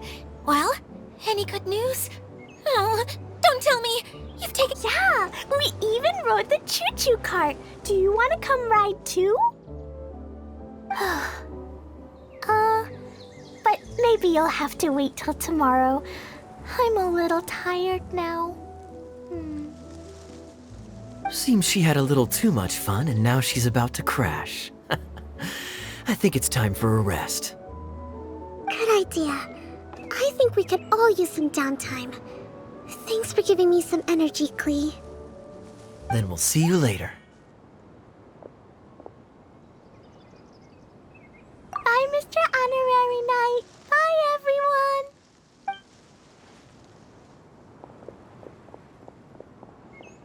Well, it sounds like our young mage enjoyed herself. I'm so happy that she had a good time. So, back to the missing component. Did you bring it? You bet! Kaeya said that the missing component was this orange climbing rope. It just occurred to me that you probably ran into the three brothers while you were in the canyon. If I remember correctly, the two eldest brothers were taking their sickly younger brother on adventures when they ran into a sandstorm and ended up here. They were all arguing with one another when they first arrived, but it wasn't long before they broke down and were huddled together in tears. They sure must have a lot of energy to keep up their bickering and adventuring every day. I'm a little worried about them, yet quite envious of all that energy. You almost sound as if you're reminiscing about old friends, Idyia. Yes, I've known them for quite some time after all, but I seldom go to that area. You can hold on to the rope for now, Traveler. I have no use for it until we have the other components. By the way, Eula and Collei have also returned, but I'm afraid they weren't able to make much headway. They mentioned that they would like to head to the jungle north of here, once you have all rested up. Now that I've told you everything, I'll go rest. I'll go and check on the situation in the remaining two areas. Do you need me to accompany you? Oh, No, it's all right. You've already accomplished a lot today. You should rest up.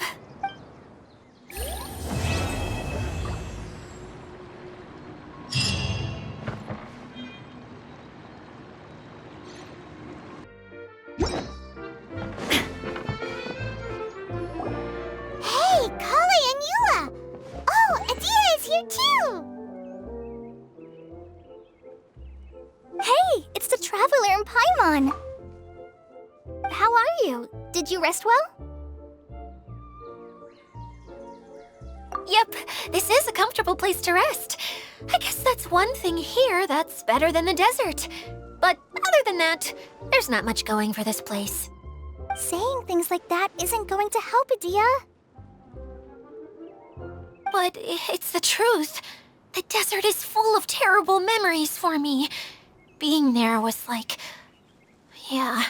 wading through thick mud. That's a weird way to put it. Actually, if you hadn't mentioned it, Paimon would have already forgotten that this domain is in the desert. I know what you mean. The air here isn't at all like the desert. It's very humid, almost as if we're in the rainforest. It's a very familiar feeling for me. Everyone looks well rested. If you're ready, we can start making our way to the jungle north of here. Good luck, everyone! I'll be rooting for you. Hold on. I said we, didn't I? No need to say goodbye, because you're coming too. Huh? But wait, I'm just the mascot! You can't back out this time, Idyia. The manager of the fairgrounds is waiting to see you. She said Idyia is the only person who could help. Yes, Collei and I discovered a fairgrounds in the forest.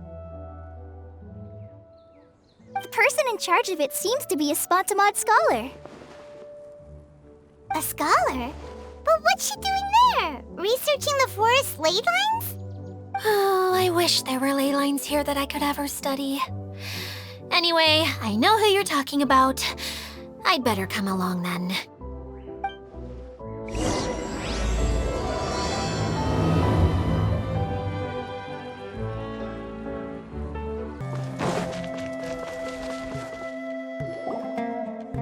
Finally, someone has arrived. Sorry to keep you waiting, Maimuna. We've brought Idyia with us. Thank you, Collei. It's been quite some time since I've seen you, Idyia. To be honest, I didn't think you'd actually show up. If anything, I thought you'd be curled up somewhere crying alone. Hey, you shouldn't be saying things like that. Doesn't seem to be the first time Paimon's heard someone say that about Idyia, though. You wanna see me cry? Fine! I'll stop crying right here! No, please don't! All right, I shouldn't have said that. Now, who are these two? And Paimon is Paimon! They're reliable helpers. Lucky for you that I found them. You'd better be more careful about how you speak to them, okay? Of course. Good to meet you. You may call me Maimuna. For the sake of time, we should forego the usual pleasantries. Please follow me.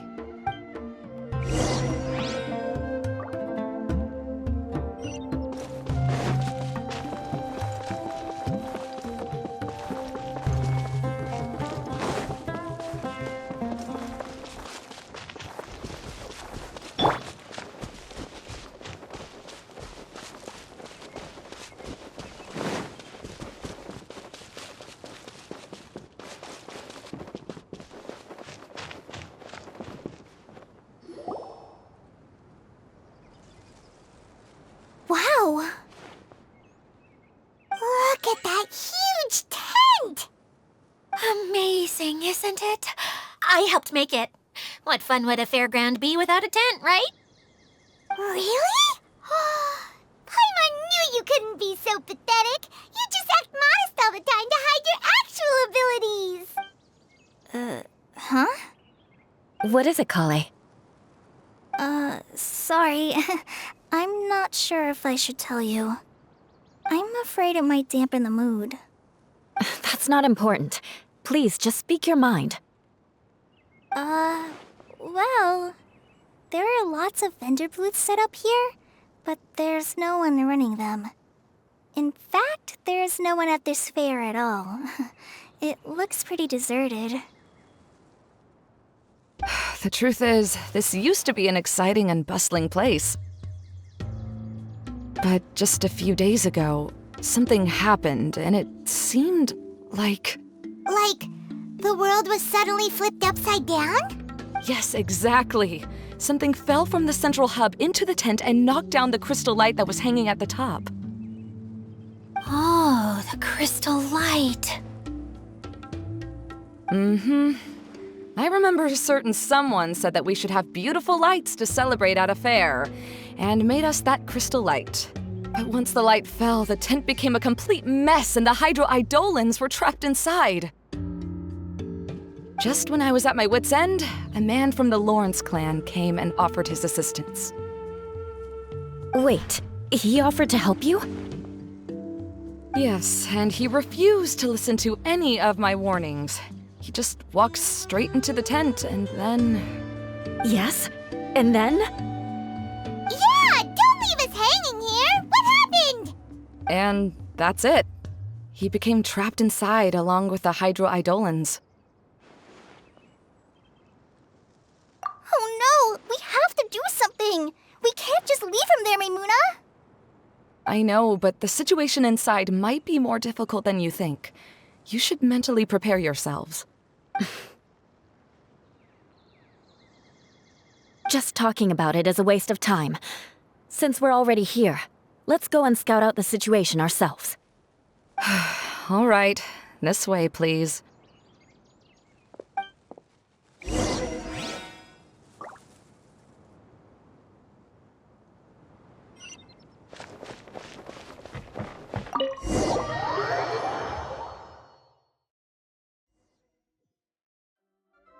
There used to be a large stage inside, but after everything got shaken up, it seems the very nature of the entire place was altered. The lamps and crystal light that were hanging above have all fallen down, which makes repairs near impossible. Wait, so you mean it's difficult to move around in there? Yes, mainly because of the lights. Do any of you have experience being on stage? Once the stage lights turn on, everyone's attention is focused on you. I can't stand that feeling. Having everyone's attention focused solely on me would just make me feel terrible. Me too! I'm no good at speaking in front of people. And then to have everyone staring at you. Oh, just the thought of it makes me shudder. Sounds like you have some things you haven't been able to let go of yet. Please don't laugh. I'm trying my best to change that, but there are still some things I can't overcome. Like when there's a lot of people around, or when people are staring at me. No, there's nothing funny about that. And you know what? It's not a bad thing to care when other people are looking. That's my opinion anyway. Think about it. Only people who have high standards for themselves would worry about failing to meet others' expectations. You have many good qualities, Collei. I bet if you had to learn dance since childhood like myself, then you'd be an even better dancer than me. No way! That would be impossible. I can relate. I know exactly how she feels. Maybe we should find a time for you to learn with me. And one day, you will become an outstanding dancer too. By that time, you'll be so focused on performing your beautiful moves that you'll no longer worry about an audience watching you. Wow. Eula's so passionate about this that she's practically glowing now. Really? You do that? You wouldn't think I look stupid and secretly laugh at me, would you? You really think I'm that kind of person? Fine. Vengeance will be mine. Oh, no! Of course not. Alright, please teach me. Seems there's no need for me to warn you again. Anyway, you just need to open the curtain and you'll be able to see the stage.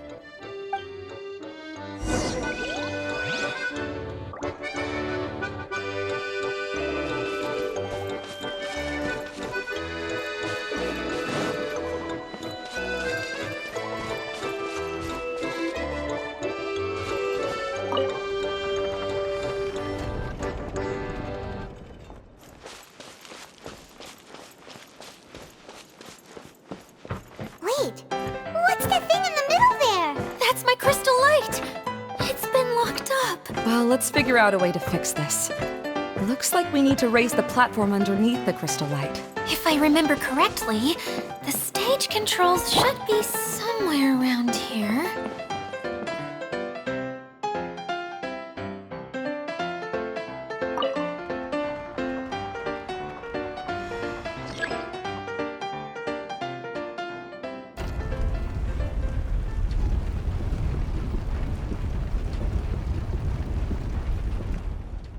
It seems we have to use the colorful lens to make the light change colors.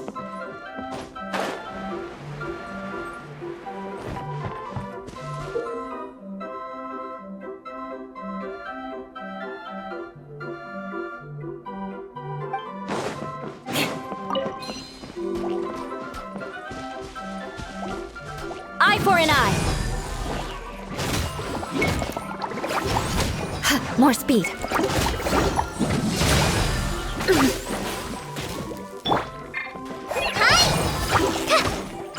Colored pieces of the bolt have melted. Yes, the lens is made of materials that are easily melted by light. Is it me or do I smell something sweet here?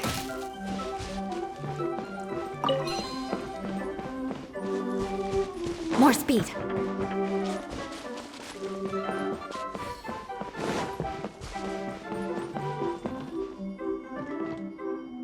That's one way of shining new light on the problem. Hey, Maimuna, do you happen to know someone named Sino? No, never heard that name before. Why do you ask? Oh, never mind then.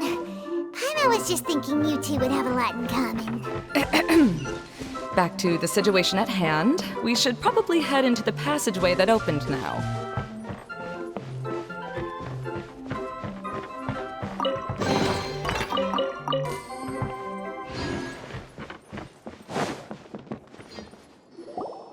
Hello? Is anyone here? If you can hear me, please help! Lessig Lawrence? Who are you? Who has the audacity to utter my full name? You sure don't look like you're in any condition to be talking like that. Yep. He's a member of the Lawrence clan, all right. Even though he's hanging on by a thread, he still insists on clinging to meaningless etiquette. You. What are you doing here? Huh. Have you come here to mock me, Eula? If you would just think for a moment, it should be pretty obvious why we are here. Yet, now you're intentionally trying to provoke me? Of course, you don't have to accept my help. After all, aristocrats are naturally superior and need no help from others. Yes, thanks for the reminder. I don't need help from the likes of you. I don't think he really means it, Eula. His tone was harsh, but he keeps glancing at you from the corner of his eyes. It's my opinion as the healer that he needs help. Okay. He's been trapped for so long that it seems he's forgotten how to hold a decent conversation. How ridiculous. Let's go. We'll leave the stage to this person who'd rather save face than save his own life. Hey, no, wait! Halt! You cannot just leave me here. We're both of the Lawrence bloodline, after all. Helping me when necessary certainly won't tarnish your prestige. If anything, my embarrassing predicament will be overshadowed by your virtuous deed. We must uphold the prestige and dignity of the family. This is the best reason you could come up with? You think tacking on the word family will be enough to talk me into helping you? You should be ashamed for your careless actions. It's because of you that we all had to come here.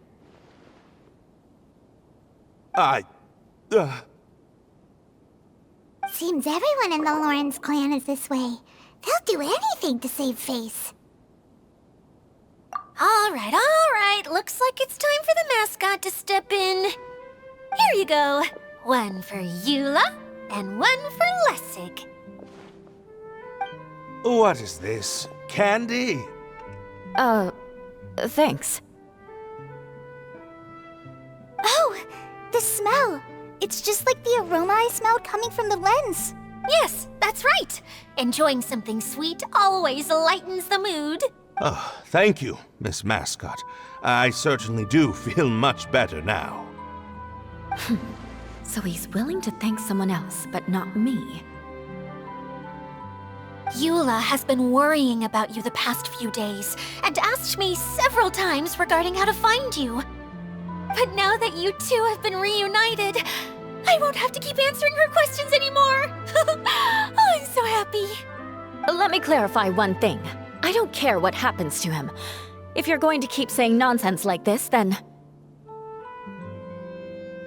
Eula will never admit that she actually cares about him. Yeah, you're probably right. If you're going to keep saying nonsense like this, then at least give me another piece of candy. Hmm? Oh, sure. I still have more. Sorry. I admit my mistake. I know I've caused heaps of trouble for all of you. Why couldn't you have just said that earlier? I'm back. Oh? Have you already finished catching up? Why are you all looking at me? Oh, nothing. Don't mind us. All right, then let's clean things up here and keep working our way toward getting the crystal light fixed. Ah, there's no need to push yourself in your condition, Lessig. I'll take him and find some place for him to rest. I happen to be a little tired myself. All right. I'll leave my cousin to you then. You'd better rest up and regain your strength before we settle things, Lessig.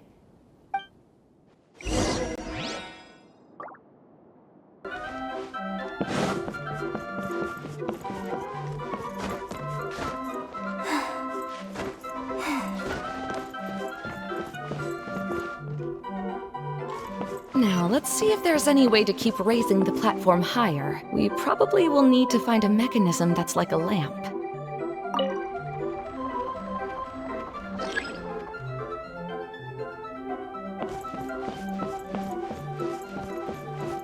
Strange.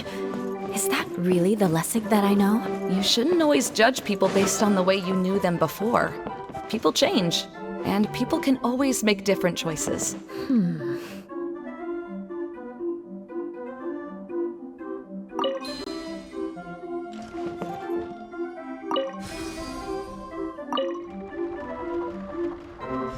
Oh, look! There's a water droplet over there! Ah, a hydroidolin. It must have been trapped in the curtain, but at least it seems to be okay.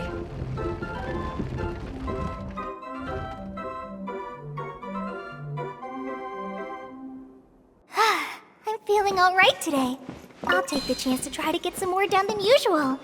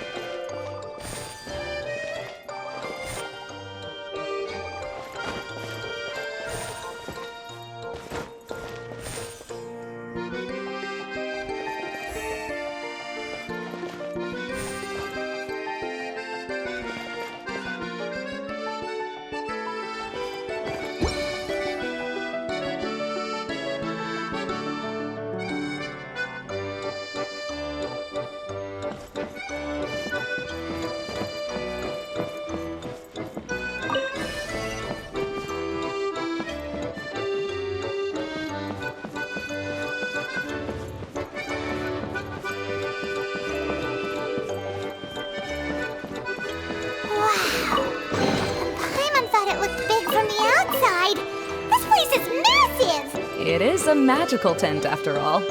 The inside is much larger than it appears from the outside. Haven't you heard stories with this sort of thing before?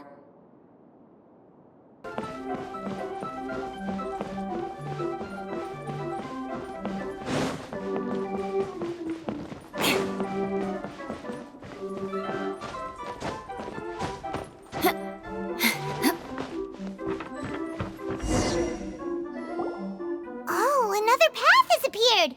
This should be the last level. Yes, don't worry. We're almost to the top of the tent. The last thing we need to do is raise the crystal light to the very top of the tent. After the stage collapsed, I realized that having it raised only halfway makes it look a lot like the stage at the Grand Bazaar. Have any of you visited the Grand Bazaar before? No, I haven't. I have. I've gone there a few times with Master Tainari. The place is bustling with all kinds of vendors. And if you're lucky, you can see Nilu perform her dance. Oh, a dance from Sumeru?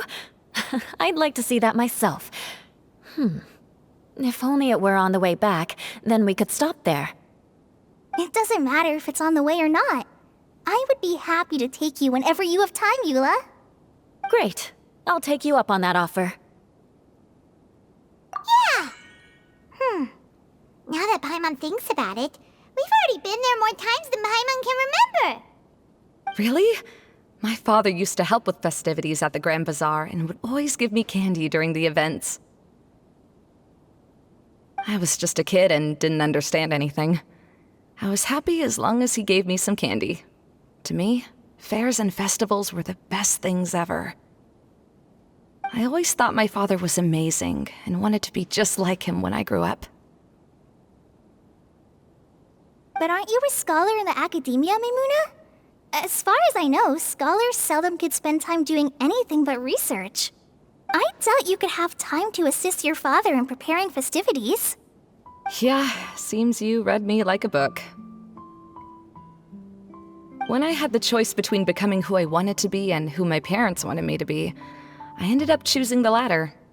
But I was never happy about it.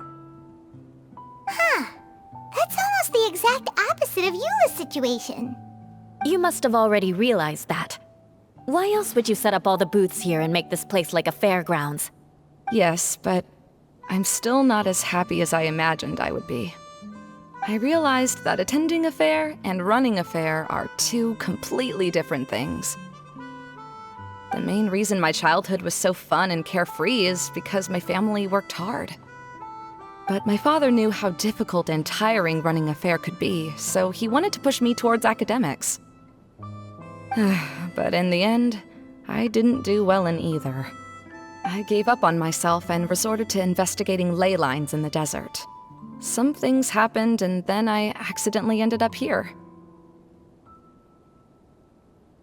I finally had a chance to make my wish of running a fair come true.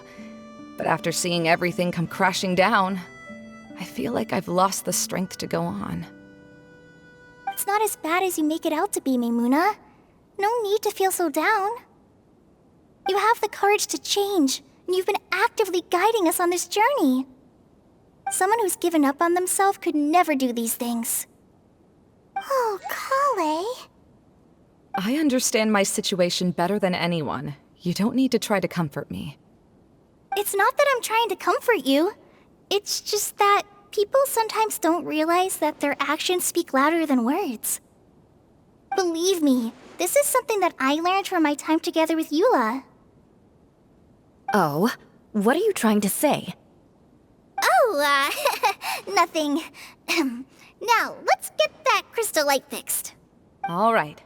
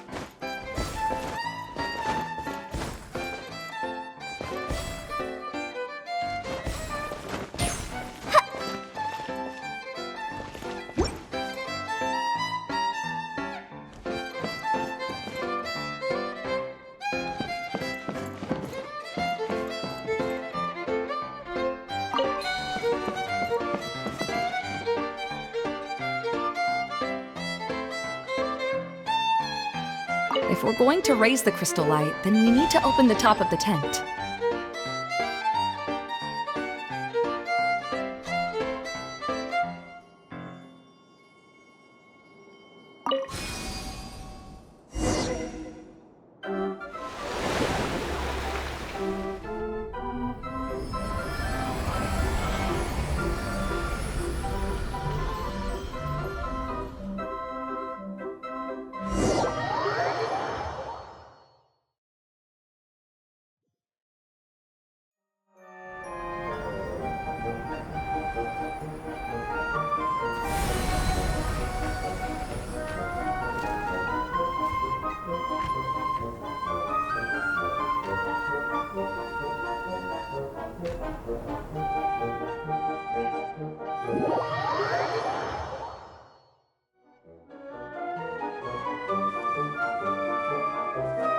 Hey, Idyia! We're back!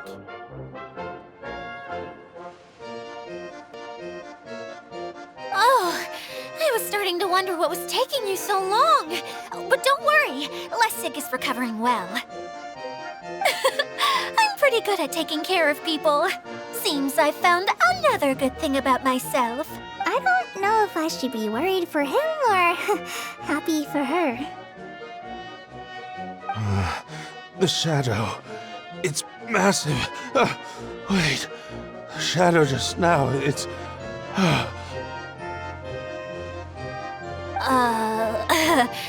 Seems he still might need a little more time to recover. Tell me, did everything go well for you all? Of course.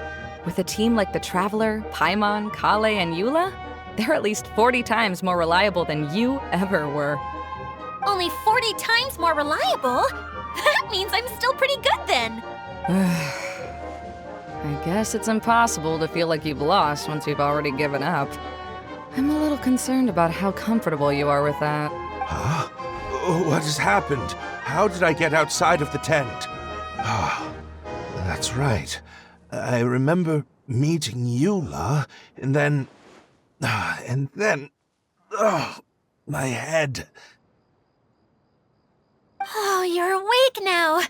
Don't worry, that's just a side effect of your treatment, Lessig. I'm afraid I still feel a little disoriented.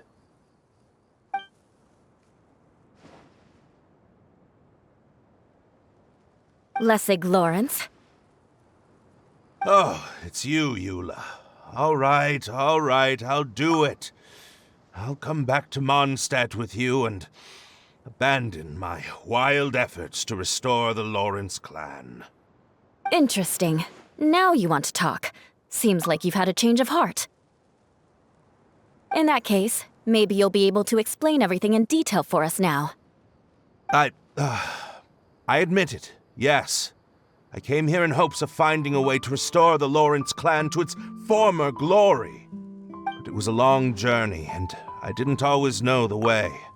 I passed through Liyue and Sumeru. There was even a time when I lost my wallet and had to live in the wild. But the peculiar thing is, I realized that nobody knew me out there. And not a single person even cared about the Lawrence clan. You and I are like glass pawns that were raised in shackles. We were taught to act like nobles, but outside the walls of our home, the people of Mondstadt despised us. Such pompous, hateful, and stubborn teaching. It all culminated to making us cling to the old aristocratic dogma in an attempt to maintain our pride. It's like a never-ending game of tug-of-war, but it is meaningless. You understand. Or I should say, you have already long understood. But I'm afraid that I have only just realized this. Paimon sorta understands what Lessig is saying. Everything he said is true. Your family is probably unaware that you've already changed how you see things. Yes, this has all happened recently. After coming to this domain, I realized the Mondstadt that I want is one where not everyone fears me. All that I and many other members of the Lawrence clan long for is a place where we can live peacefully with others. Lessig, both you and I never had anything to do with the glory of the Lawrence clan. That is all in the past. We are just ordinary people. I originally planned on returning to Mondstadt after taking care of things here. I never thought you would come here. I was completely shocked, which is why I reacted like I did. I'm sorry. See, people can always make different choices, and it seems that Lessig has also chosen to become someone he truly wants to be. Yes, about that. I'm afraid I haven't quite found my own purpose in life yet. That's all right. Being able to clearly choose between becoming who you want to be and who your parents wanted you to be is already a step in the right direction. How to find true happiness is probably one of the most difficult research topics of all. I have a suggestion for you, Lessig. Why don't you return to Mondstadt and tell your parents what you just told us? They'll probably try to tear me limb from limb. But what about you? Did you ever tell your family about what you think? This is something that I've been thinking about, too. Perhaps the two of us can sit down with the rest of the clan and discuss it with them. The Lawrence clan is just like this stage. It was once home to glorious performances, but those days are now long gone. And it is time for the stage to be updated.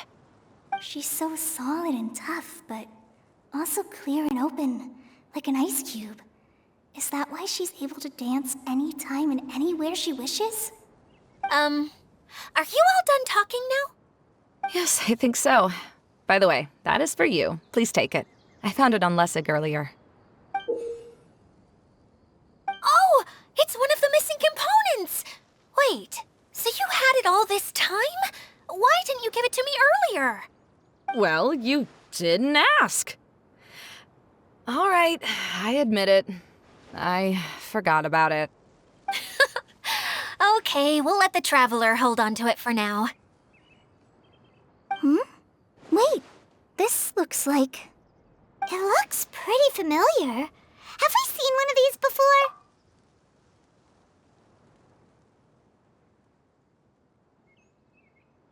Ah, right! I also bought a similar box at the last festival. Yes, people often use this kind of box for candy at festivals. This was one of the materials originally used to create the tent. But now that the tent has been repaired, we no longer need it. Eating the candy from the box as an adult will never be as delicious as it was when you were a kid. But if you really think about it, there are way more things you can eat as an adult.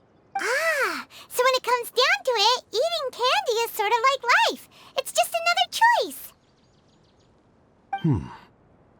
So, as of now, we've already collected 3 of the missing components. Only 1 more to go. I'm sorry that repairing the tent took so much of everyone's time. You should all head back and have a rest. I'll lead the way.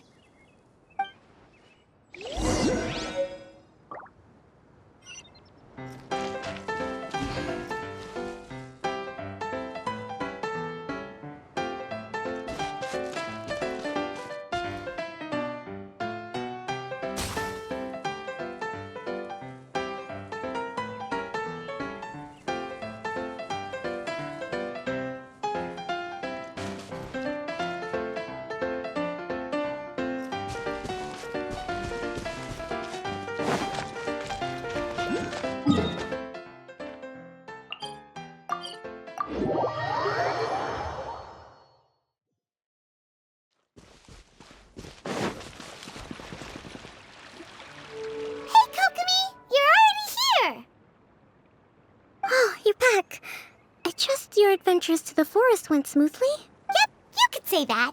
How about you? Up to anything today? Well, I suppose it's time I told you that as the divine priestess of Watatsumi Island, I shouldn't actually be here now. The truth is that a relic known as the Shinro Casket was lost from Watatsumi Island long ago. But recently, an orb matching the relic's description suddenly began emitting light, almost as if it was guiding people to it. This is what led me to find the relic's whereabouts. I wasn't lying when I said that. Goro has often told me that sitting at home reading light novels is not the best of practices, and that I should try to get out more. As I made my way from Watatsumi Island to Sumeru, I enjoyed a variety of breathtaking sights. It really is a beautiful nation. I even stayed in the rainforest for several days. I was surprised to find that the relic had ended up in the desert. I knew it was somewhere here, but I still couldn't pinpoint the exact location. Though I feel that Idyia was not intentionally trying to hide anything from us, this domain does have plenty of secrets. I'm sure you've sensed that too.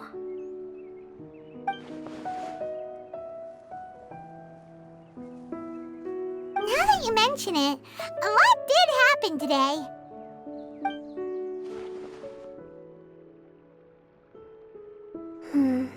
I see. When you found Lessig, did you also happen to find any clues related to this domain?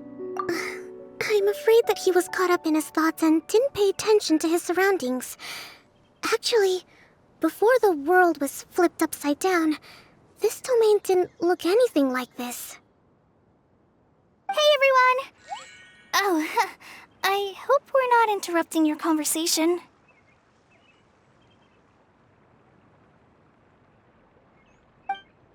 It's alright.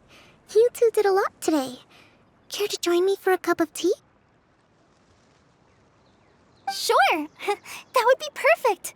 Eula and I just made some snacks. Turns out Idyia has a cooking stove and oven. Seriously, why didn't she mention it earlier? Oh, so did you make us some moon pies? No, I made something called storm crust pie. You should try one, traveler. And I made some pita pockets. You could try some, Kokomi. It should taste great with tea. Sorry, I should call you General. Oh, I would be happy to try some. By the way, Eula, how's your cousin doing now? Oh, him. You would never guess, but he's busy over by the oven now.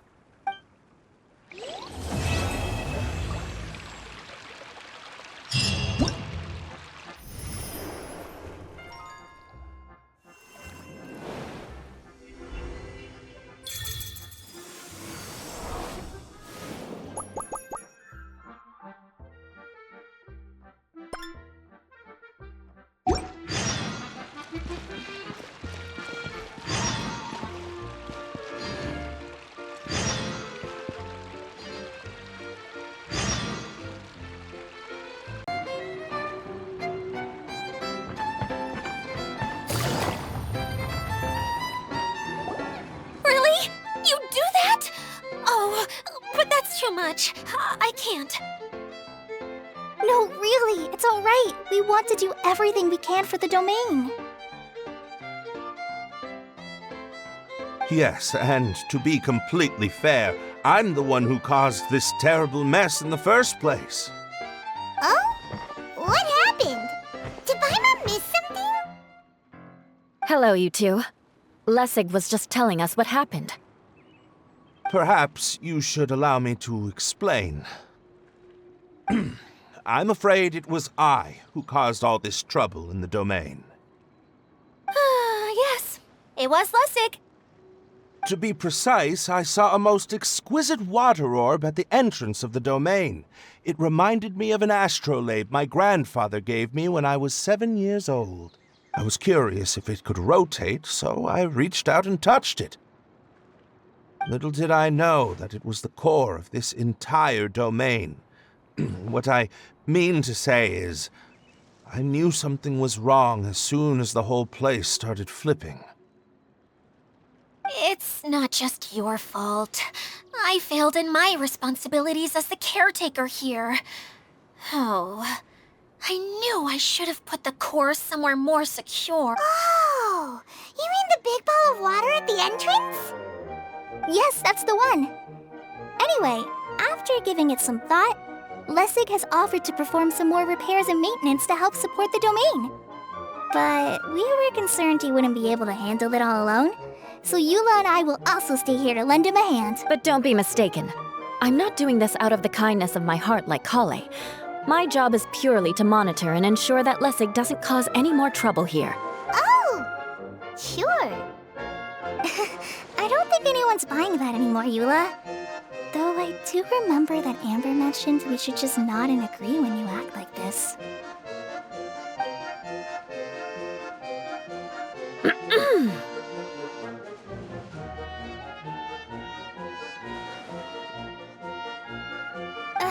Right. You better not slack off today, Lessig. No, I'll get right to work. Either way, Lessig is going to be in charge of making lunch for everyone today. Yes, I'll try, but I'm not sure if my skills will prove satisfactory. What was that? No, I mean, thanks everyone for giving me a chance to redeem myself.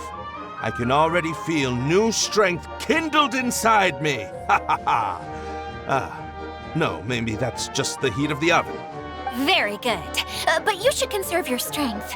Many parts of the domain are still in disrepair, so we have a lot to investigate. Seems Idyia has a little more pep in her step after finding others to help do the work. Now that you three are situated, we can focus on what the rest of us will be doing today. I'll go gather the others. We should get ready to leave as soon as possible.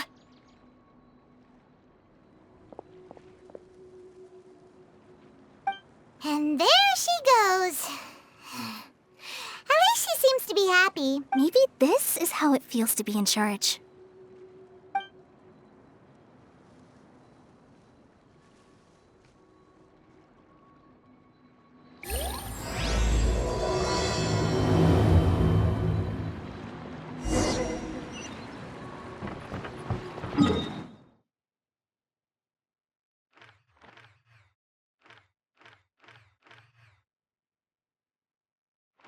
Care to comment on that?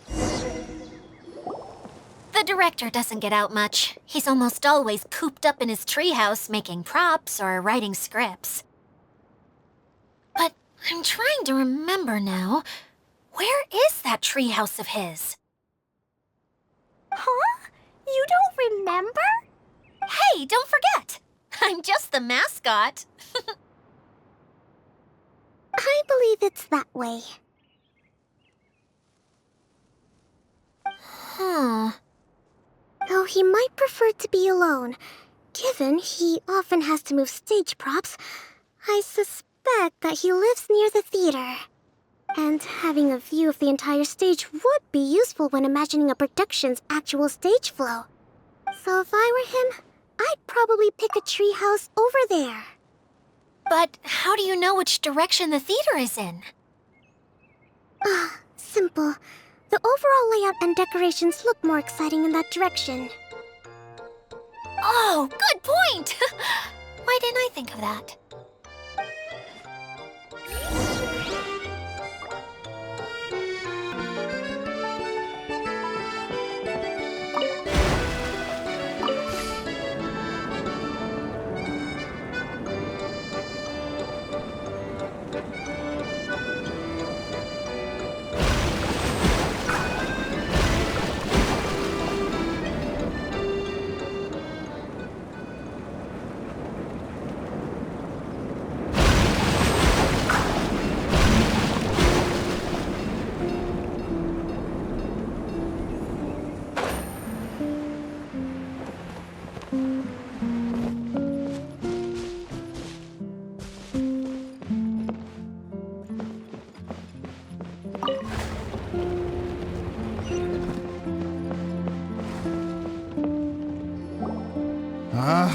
Where did that blasted automation mechanism go? The male actor standees are here, but where are the female ones? Who's that? Idyia? Yes, zosimos! 'Tis I, Idyia! How's that for a dramatic entrance? This is a surprise. I was sure you'd be... curled up in a fetal position crying to yourself? Wow, what a fascinating little creature. Did you just read my mind? The name's Paimon? And no, Paimon's no mind reader. Just call it an educated guess. It seems everyone shares a similar opinion about you, Idyia. I knew from the start that a managerial role wasn't for me. But I found my true calling now. As a mascot! Mascot? Is that a new role? I don't remember casting you for that. Okay, enough about me. I'm just here to introduce you to some new friends of mine. And that's why we came to see you. Well, do you have the component that fell out of the central hub? I do. However, I'm afraid the incident has caused many malfunctions with the stage mechanisms, and I can no longer put on any performances. Okay, so you're holding the component ransom till we help you fix the mechanisms, huh? No, till we fix the stage, surely. I'd have thought he wants us to make some more props, no? Given that some of the standees are missing. Or maybe the component is broken and we need to fix it. You're all forgetting that the majority of his work involves writing scripts. I'll wager that he wants us to edit them. What has gotten into you all? What sort of person do you take me for, The component is safe and sound. I can give it to you now if you'd like, although I was hoping that maybe you might be willing to help rescue my show? You're a big group. I have lots of roles to fill. It would really speed up the casting. A show? That sounds fun! I want to help! Can we? Also, truth be told, I've hit a bit of a roadblock in my script and was just thinking about how to move the story forward. And then you all showed up. Suddenly, I got my muse back. I don't know how to explain it, but something about seeing all of you finally helped me figure out how to continue my script. Huh? You mean that story you've been stuck on forever? Are you serious? You really think you can finish it now? Yes, really. Just give me a little time, and I'll write it all up. In the meantime, I'll leave things to you, Idyia. Whoa! And he's off to write the script. Zosimos has always wanted to write an epic story about a thief and a mage. Apparently, he got the idea from some rumors that were swirling around, but he only got as far as writing the intro before writer's block set in. Why don't you all take some time for yourselves while I see what I can do? We'll reconvene after the director finishes his script.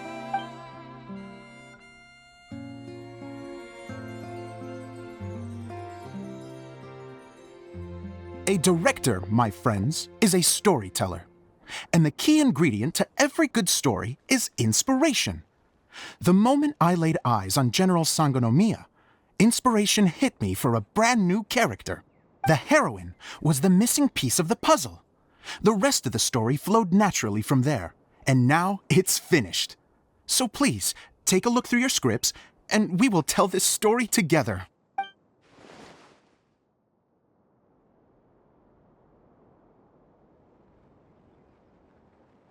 Well, is everything clear? Director Zosimos, how do you pronounce this word? Let me see.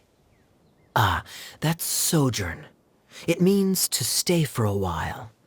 This is a very cute moment, so let's make sure that comes through in the performance. Oh, wait. There's another word I don't know here. It's okay, Klee. We can go through your lines together a few more times after this meeting's over. That would be most appreciated, Kaeya. I had a feeling about you, actually. You seem to know a thing or two about character acting. Tell me, have you acted before? You're too kind. It's all in the script, really. It just rolls off the tongue. Oh, you think so? Well, you definitely have a knack for it. I've actually been looking out for someone with your talent.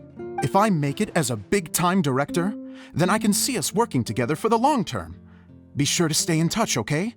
You and I are gonna go places. What can I say? Sounds good to me. Great. Fantastic. Now then, please go through your scripts one more time. But don't just read the words. Remember my notes. And really let the character inhabit you. I need to have a look at the stage, so I'll leave you to it. If you need me for anything, I'll be in the big theater right in the center of this area. Wonder what the theaters are like here. Let's go check it out while everyone's still getting ready.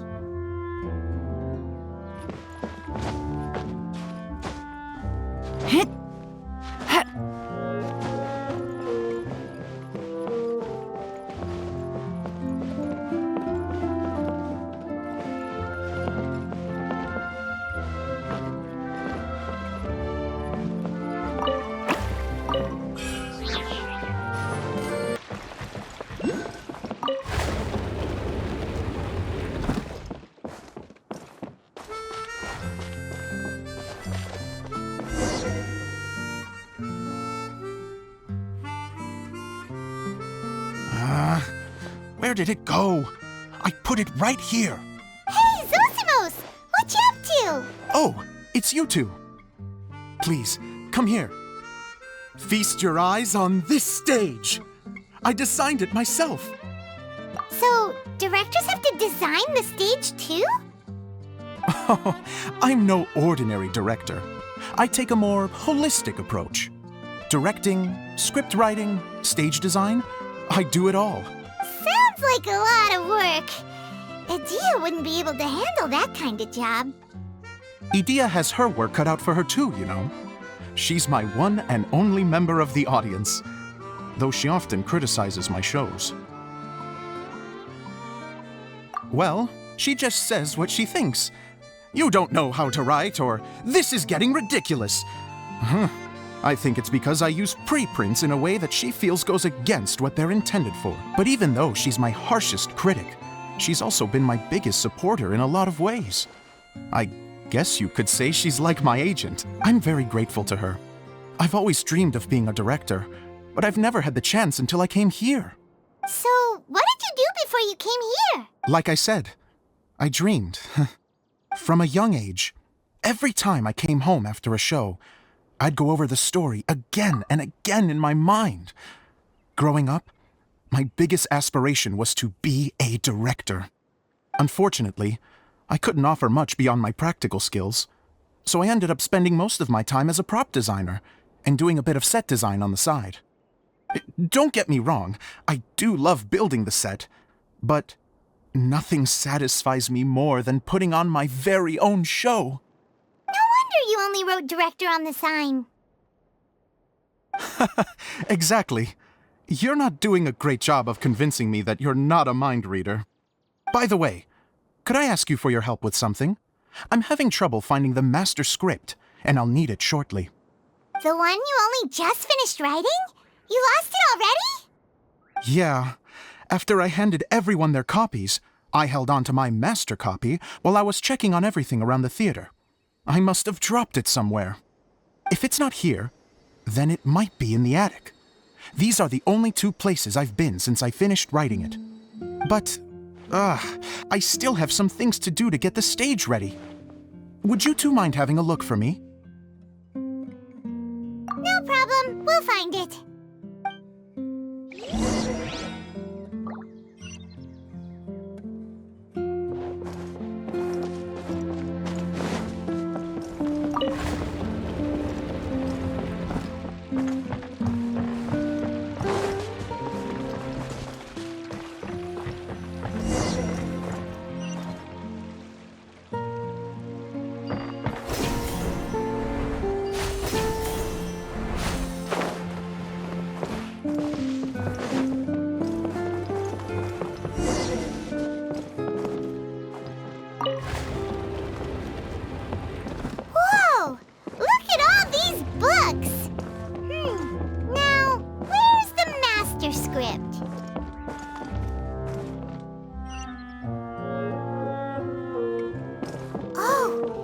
Like a water droplet is on the second floor. Let's go have a look.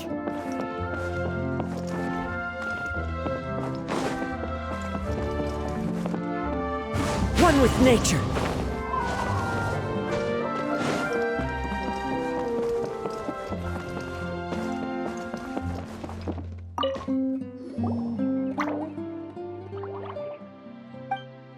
Wow, this is a lot of scripts. Looks like the water droplet has been managing them for the director.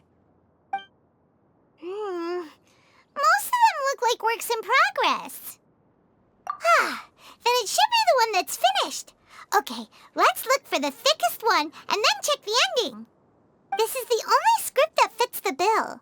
Plus, it looks pretty new. This must be the master script. Let's go give it to Director Zosimos. Zosimos, we got your script! Ah, thank you. That's a huge help. I'm running out of time here. There's no way I'll be able to fix everything up perfectly. We may just have to wing it.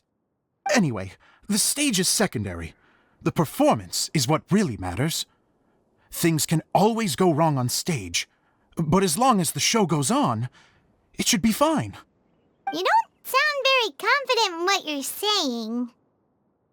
It's true.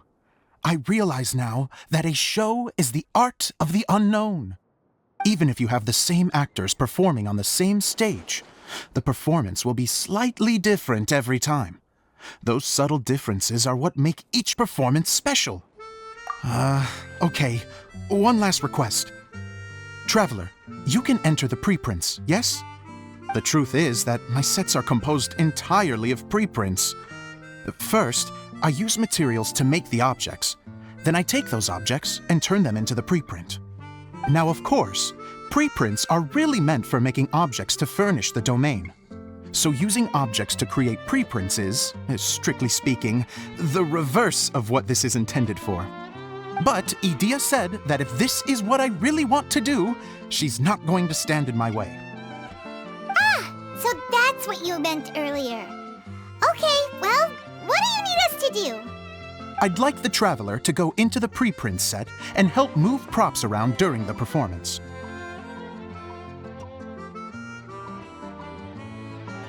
The reason is,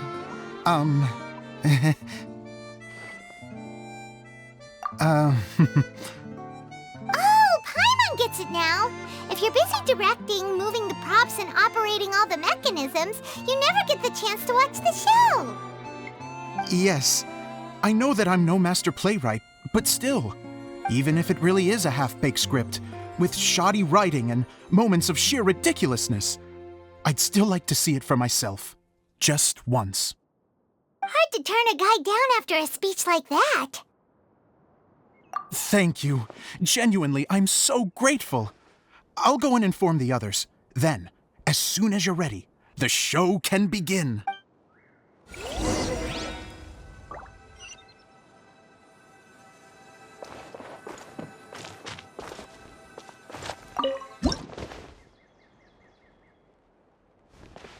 Long, long ago, there was a great thief. He lived in a land where the light did not shine, where all suffered in the darkness. People call me? Sorry, Kaeya. Directly into the microphone, please. Otherwise your voice'll, you know. Okay. They call me the Dagger Bandit, but no one sees that I rob the rich and give to the poor. Here in the dark, evildoers run rampant in the shadows, while the good, honest folk stumble blindly on, just trying to find a way through.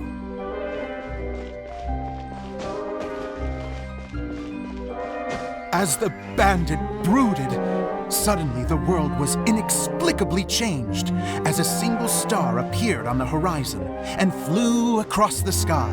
Traveler, stomp on that movement mechanism in front of you.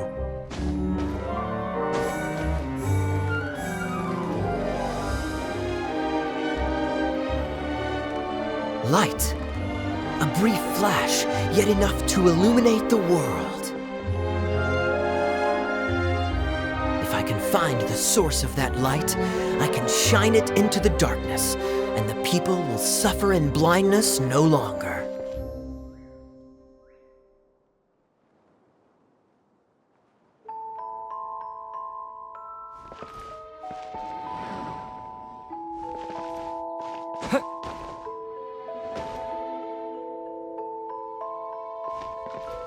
Without a moment to spare, he set off to follow the star's course. All the while, the star kept moving through the sky.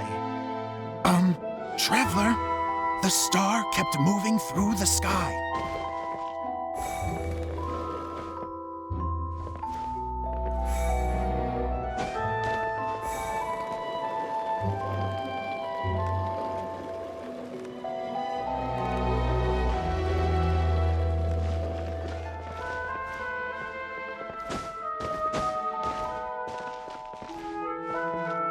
Looks like I have to go through the desert.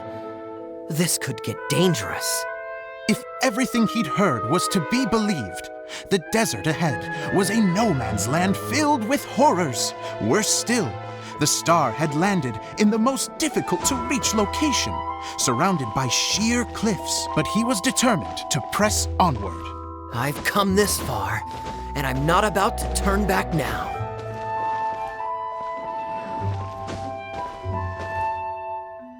The Dagger Bandit trekked deep into the desert wasteland. Yet when he finally arrived at his destination, he found not a fallen star, but a young girl, dressed in white. How strange. I'm positive this is where the star landed. Young lady, do you know where the light has gone?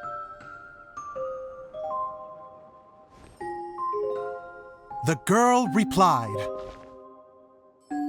Traveler from afar, the light you seek is only a bottled flame.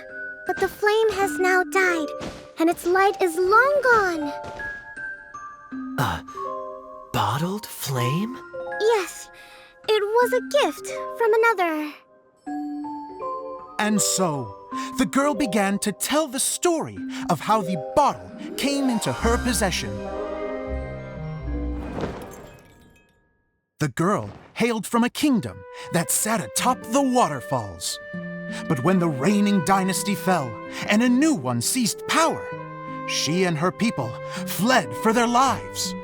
A thick fog began to fill the air as she made her way through the forest, and dense thickets tried to block her path.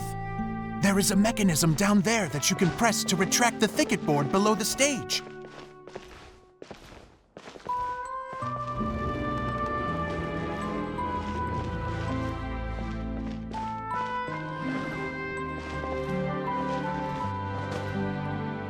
If I only had a lamp to guide me through this wretched forest, then I could survive. With scratches covering her arms and legs, the girl pressed through the pain and made her way forward. The road ahead was arduous, but she was determined to press onward. I've come this far, and I'm not about to turn back now.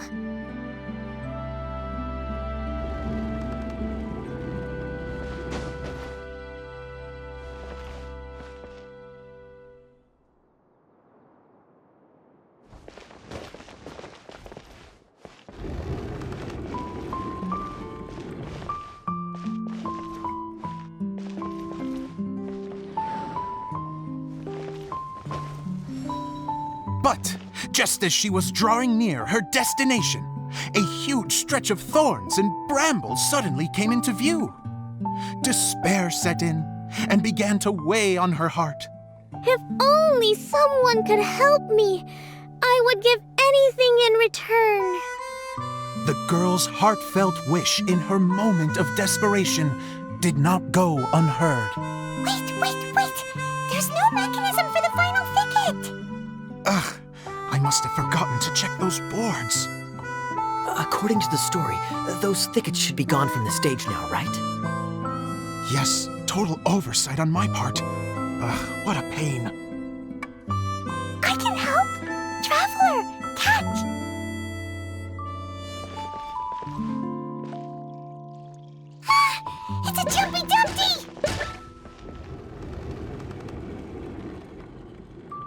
girl's heartfelt wish did not go unheard, for a Jumpy Dumpty who was passing by helped to clear a path for her. Oh, thank you, Jumpy Dumpty. And so the girl continued her journey deeper into the forest. But what she found there was not a lamp, but a mage glowing with fire. So, just to clarify, it was supposed to be the mage who helped burn a path through the thicket. Save it for the end, man! The mage took pity on the girl and handed her a bottle. Then, the mage began to tell the story of how the bottle came into her possession. The fiery mage had an adventurous spirit and enjoyed taking long journeys. On one such journey, while taking rest in an oasis, she found a beautiful bottle by a crescent-shaped lake. Klee, quick, get in the light. She was an extraordinary mage with the power to grant people their wishes. She turned the bottle into a thing of equally extraordinary power. But the only place that it could make wishes come true was inside of the bottle. Oh me, oh my! Look at this wonderful bottle of mine! It could make a fine toy! But better still, a sojourner's home! The fiery mage blew into the bottle, allowing it to grant one single wish outside its glass walls. To blow into it? Wow, it lit up! A flame was kindled within the bottle, and it began to glow a fiery red, just like the mage herself.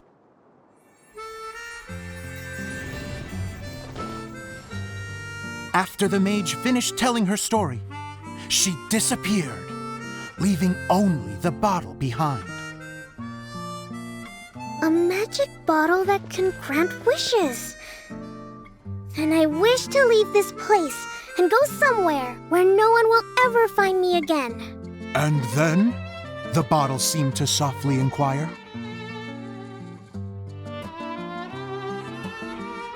I don't know. The flame in the bottle faded as the girl's single wish was granted, and she found herself in the middle of the desert, far away, where no one could ever find her.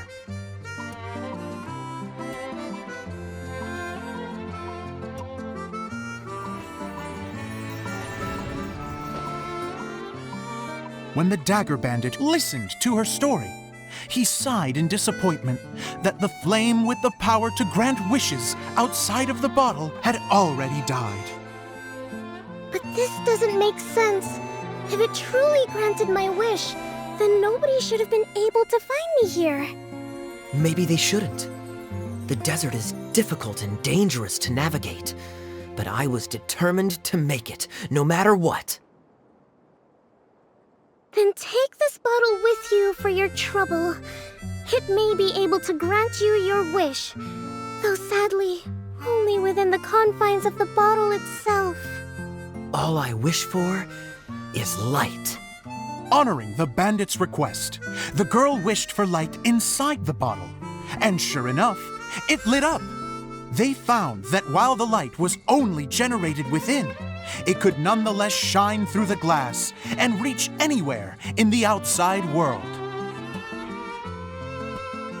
Even though it doesn't burn as brilliantly as the light that shone before, this is still an extraordinary light. What will you do after I take the bottle? I don't know. Well, then maybe you should come back with me. With no reason to refuse, the girl accompanied the dagger bandit back to the land where the light did not shine. They brought light to that place, and the darkness was dispersed, and they lived happily ever after.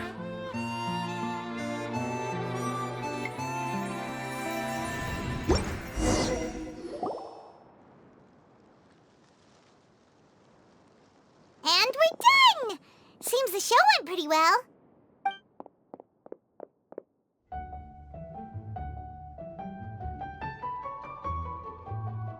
Mr. Honorary Knight! Didn't I do great? I felt like I really was the fiery mage! Wow, great costume, Klee! As soon as Paimon saw your shadow, she thought straight away, what a cute hat! Klee loves it! Thanks, Mr. Zosimos! Oh, wait! No, I mean, Mr. Director. Mr. Director? Huh! No one's ever called me that before. Thank you. My dear little mage, thank you so much. Oh, I'm so happy.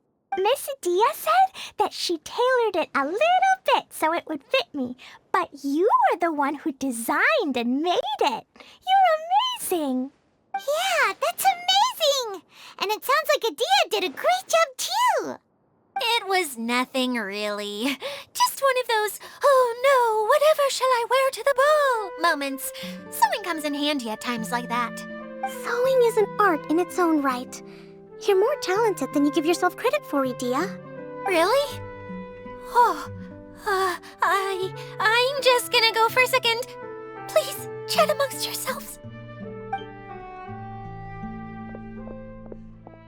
She gets embarrassed so easily. She really can't handle being in the spotlight. Idyia's a sensitive person and doesn't have a whole lot of self-confidence. I hope all the excitement hasn't brought her to tears. Oh, I'm a little worried. Don't worry. I'll go make sure she's okay. I'll see you all later. So, what did you all think of the play? Any thoughts? Huh? Uh-oh, time to get serious. Now, are you sure you want to hear what we really think? Oh, absolutely! I had the courage to ask, didn't I? So, don't mince your words. Go ahead. Speak your mind. I can take it. Okay, Paimon will go first. So, the dialogue at the beginning was pretty good, but it ran out of steam as the story went on. Paimon could tell that you ran out of inspiration somewhere along the way. The characters were honestly a little bit ridiculous. Paimon didn't get what you were trying to do. The moment anyone started to show any kind of substance, suddenly the scene was over. Yes, all very good points, Paimon. I would add that in its attempt to pay tribute to the series 1,000 Nights, all semblance of a coherent was sacrificed. Plus, I do have to penalize you for the issues with the props. Miss Idyia, what are you doing back here? Oh, you know, I return like the tide when people start discussing something important. Huh. Especially when it has to do with criticizing my show. Mm-hmm. But there was one thing I liked about it.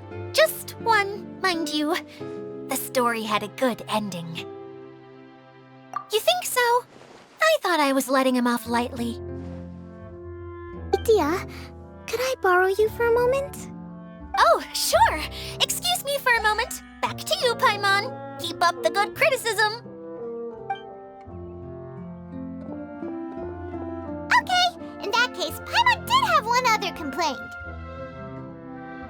Let's hear it. Taking criticism on the chin is all part of being a director. The ending was all wrong. The girl's motives were clear and simple the whole way through. It was kind of jarring when all she had to say was, I don't know. And doesn't anyone else find it weird how her whole community was on the run, but she was only looking out for herself the whole time? I'm fine. I'm not going to improve without feedback. I also learned a lot this time with the chance to be off stage. To be honest, it was a dream come true. What a great attitude. You don't seem upset at all by our comments. I wouldn't say I'm completely unaffected, but you're only speaking the truth. They're all very valid points. Still, now that Paimon thinks about it, you did finish the script in a bit of a rush. Maybe we were being a little too hard on you. That's perfectly fine. Nothing is as important to me as my work on the stage. We all use our imaginations when we're kids, right? I used to play with dolls and my own cardboard cutouts by the light of an oil lamp. The shadows would come to life and dance on the walls. I never got tired of it. Fast forward to now, and in many ways, I'm still that same little kid, lying on his bed, making sound effects. And I get the same joy from running a show now as I did in my little bedroom theater. Of course, a director can accomplish nothing without a cast and crew.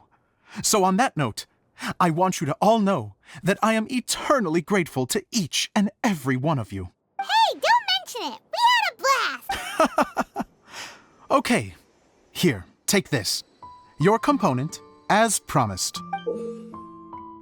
It's the bottle from the show! The one that lit up when I blew into it. That's right. Can you guess the secret behind why it lights up?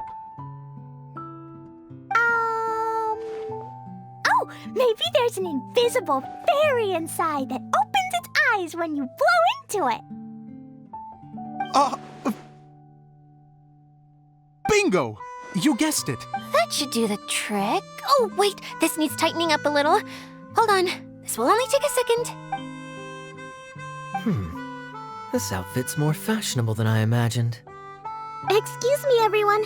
Do you have a moment? Especially you, Zosimos. Idyia wants to do a little something for you. She says it'll be a dream come true. A dream come true? Yes. She said that as useless as she is, she wants to do something for you as the first person to have heard of your dream of being a director. Her words, not mine. I'd have to disagree, though. I have never thought of Idyia as a useless person. How is this suddenly about me? If everybody is ready, then I'd like to invite tonight's male lead to take the stage. Ta-da!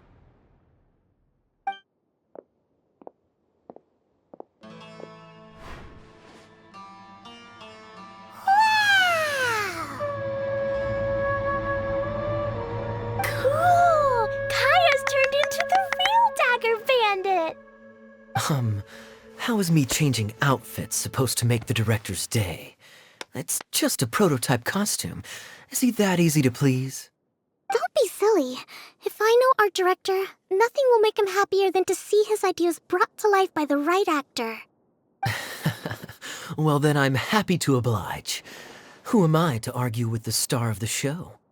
Zosimos drew up countless designs and made a few prototypes before landing on this one. It just needed some tailoring to fit properly, so I made a few stitches here and there. I hope the result isn't a disappointment. Oh, it's perfect. Idyia, I'm so touched. Thank you all. You've made me happier than I ever thought I could be.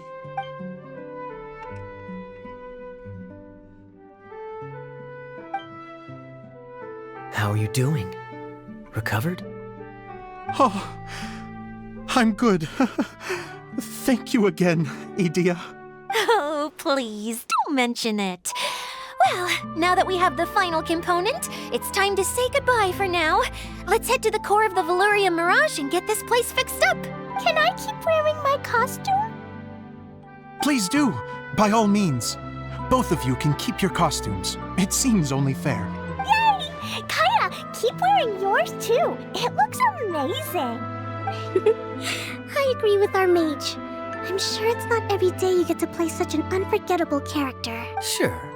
I think I can be a bandit for a little longer. Bye-bye, Mr. Director. Take care, my dear friends.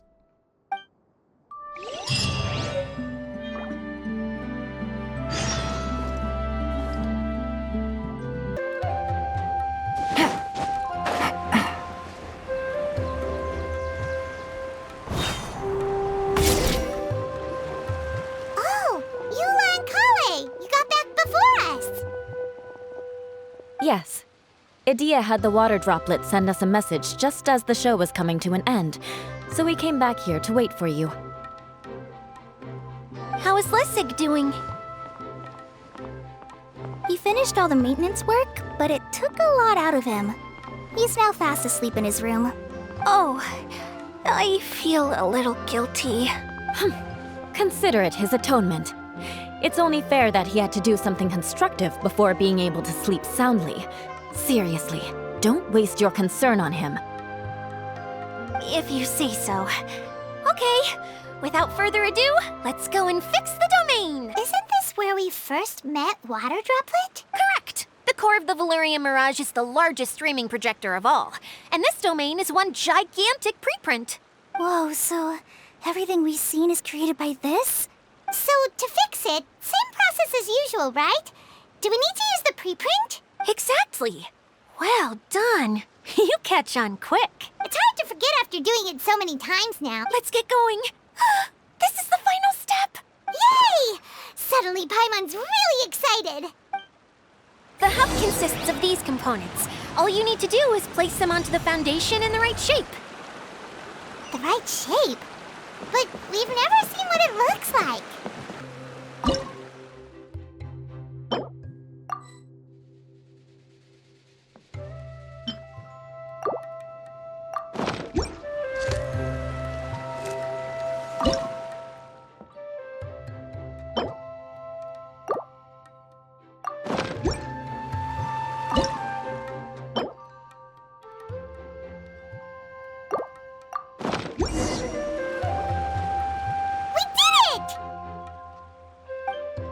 But why isn't it turning?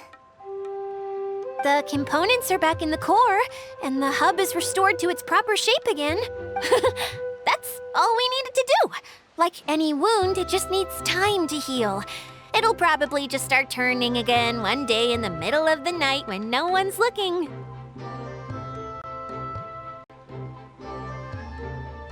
Really? I thought that with your special abilities, you could get it turning again right away. What? Huh? All of us are dying to see it.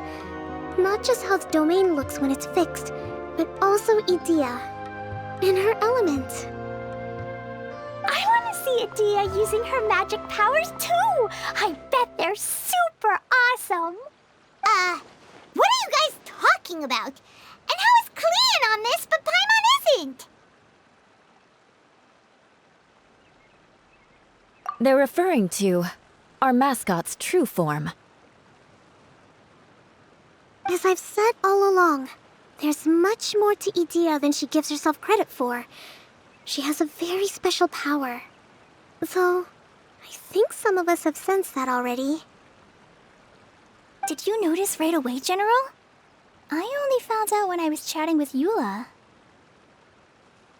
So our general was the first to notice.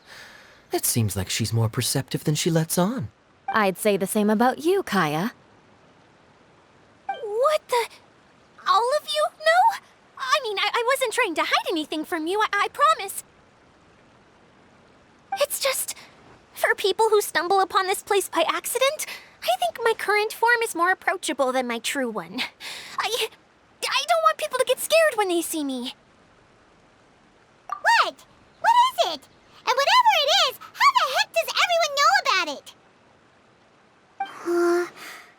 Well, for one thing, I sensed elemental energy in the residents here, but none of them have visions. Then my mind started to wander as I was reading a storybook, and suddenly, I had a thought. Since hydro-eidolons can change into any form, why not human form? You hit the nail on the head. All right, in that case, please allow me to introduce myself once more.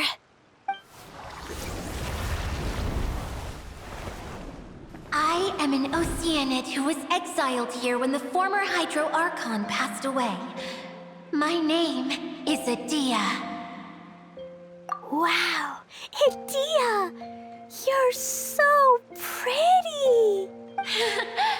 Now that I'm in my true form, I suddenly feel a little embarrassed talking to you all. You look stunning. You should be flaunting this look at every opportunity. Come on, I'm too shy. Wait, so does this mean that all the people we met in here are actually... I'm guessing that the human counterparts to these hydro alter egos are long gone. That's right. When they wanted to leave, I took them to the edge of the desert. The components are, in fact, gifts that they gave to me before they left. But I'm always curious about what brings people here, so I used the streaming projector to bring their wishes to life. The power to grant wishes, but only within the confines of the bottle. Exactly. It's a truly extraordinary light. I've just realized something. When the components fell from the core, it appeared as if they had returned to their respective owners. But actually, it was after the components landed where they did that their owners and the things associated with them arose around them to form the different zones. So now that the components have been retrieved, does that mean that all those things are gone? Don't worry, they'll be quite safe. As long as I remember them, they'll never disappear. However much we might criticize each other or get into scuffles, in this Mirage, they will always be my friends. I had so much fun in the choo-choo cart and hanging out with Mr. Director. I'll never forget them either. Me neither. I'll always remember my adventures in this fantasy land. Very good. But it's probably time I set this wheel in motion. This one's all yours, Idyia, our magical mascot. Please work!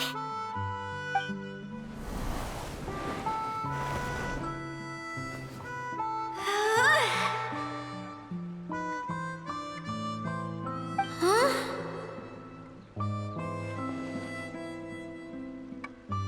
Huh? That's strange. Nothing happened. Has it lost some power because of the incident? Oh, crumbs. Not now. Not right off the back of everyone putting me on a pedestal and me acting like this is going to be my big moment. Oh. Someone get me a bottle. I'm hiding myself away. See you in 100 years. You're already in a bottle. What now? This was the only way. Now I'll never be able to show you how the Veluriyam Mirage is supposed to look. Hold on. I have an idea. Yes, General Sangonomiya? I'm all ears. If it's okay with you, would you let me borrow the Shinro casket from the domain's core? Ah, the Shinro casket. That sounds familiar. 1 second. Here. Is this it? Wow! A huge shell! It's the relic that Kokomi mentioned earlier! So this is where it's been hiding! It was once a ritual vessel used for making offerings in the Moun Shrine. It's made from the remains of a yokai called the Shinkiro, and it can listen to the wishes of those who come to pray to build up Shinki, which gives it its power. Several centuries ago, the relic was lost when the last prefect of Yashiori died in battle. Its final resting place was unknown. The pearl that goes with it should be able to sense the casket's location. But when, unbeknownst to anyone at the time, the casket disappeared inside the core of the Veluriyam Mirage, the pearl's light died out. Huh? How come? Well, imagine it was a sound instead of light. If the room is too big, you can't hear anything from outside the door, can you? Oh, I get it now. The shell must have been having too much fun one day and got locked in the solitary confinement room. I understand now, too. The core has been wearing out recently. That's why you were able to follow the pearl all the way here.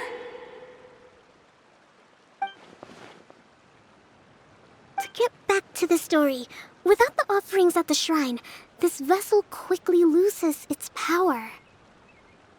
Yet countless people who have visited this domain brought their wishes with them and left a small piece of themselves behind along with their gifts. These have the same effect as the offerings at the shrine.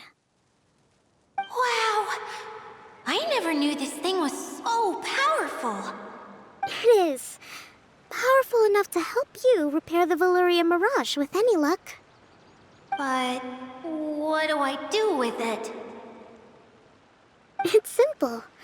We just need to awaken it by telling it what we wish for. For example, my name is Sangonomiya Kokomi, the divine priestess of Watatsumi Island.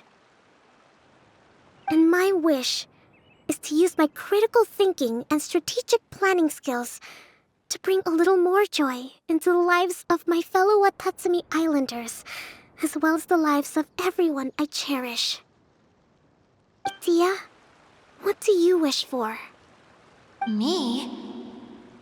My wish is that all those who have sojourned to the Veluriyam Mirage in the past will achieve what they truly wish for. Not just in this domain, but out there, too. Even though I know full well that trying to build a railway in the outside world is just a pipe dream, and that Maimuna will probably just go back to being a scholar. And I know that Zosimos has a lot of improving to do as a playwright. It's going to be tough for him back in Fontaine. Chasing your dreams is hard work. Despite all of that, I still hope that somehow, someday, they will achieve their dreams.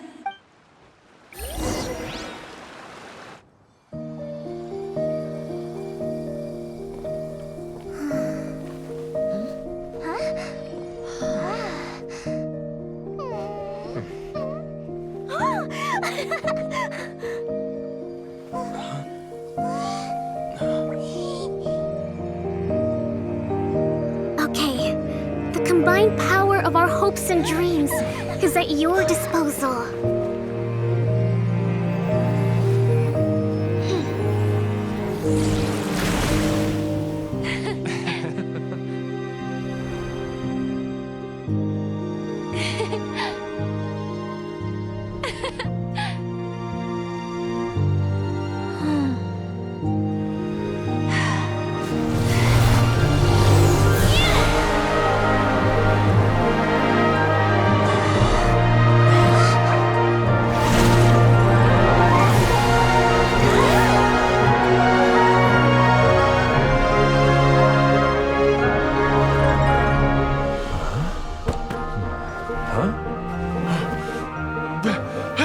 Look!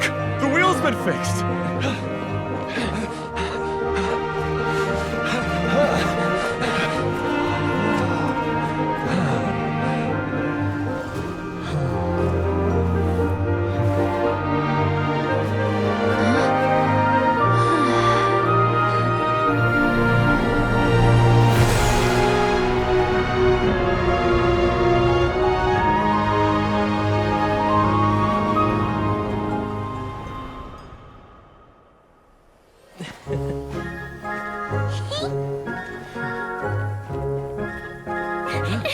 Come on, hurry!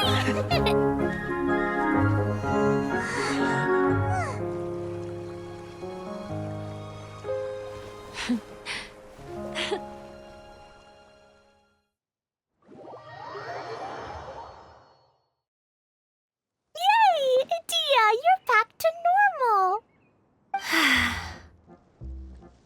Everyone's praise and curious questions went to my head. I said so many things I'm so ashamed of, and I lost the courage to live on. Please don't say that. Yours was a noble wish. Yeah, and you weren't granting wishes for yourself. You did it for other people. I have friends like that too. Other people's hopes and dreams are what motivate them. They'll work tirelessly just to see them smile. If you ask me, that's one of the most noble things a person can aspire to. Please, no more praise. I'm really not comfortable with it. It makes me feel so ashamed. Someone like me doesn't deserve so many people's praise. It's like I'm dreaming. Well, at least the domain is fixed now, and all the components are back in place. What's the matter, Klee? I suddenly have loads and loads of more wishes. I want to ride the choo-choo cart again and look down from up on top of the big wheel. Is there a way to get up on top of the wheel, Idyia? There is a way, but there's only space for a very few people. That's okay. I can go up by myself. But it'd be more fun with Mr. Honorary Knight.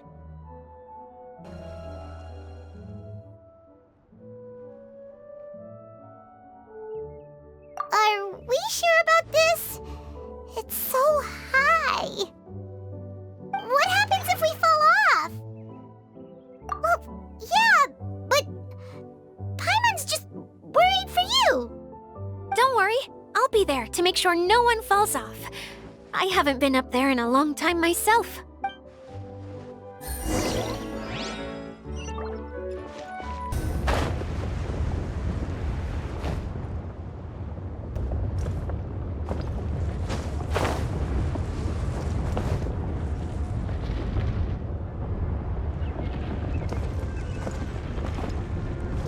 Follow the wind.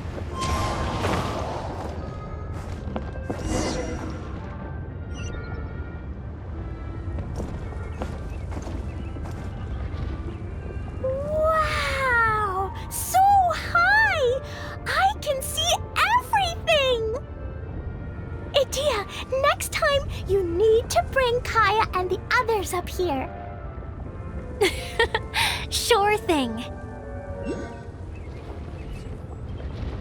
And I know just the tune to accompany them, if you wish to hear it.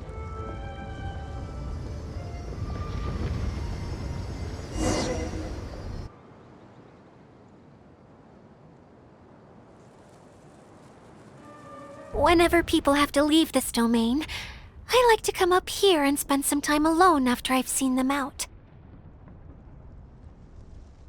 They're always overjoyed when they first arrive and start bringing their imaginations to life.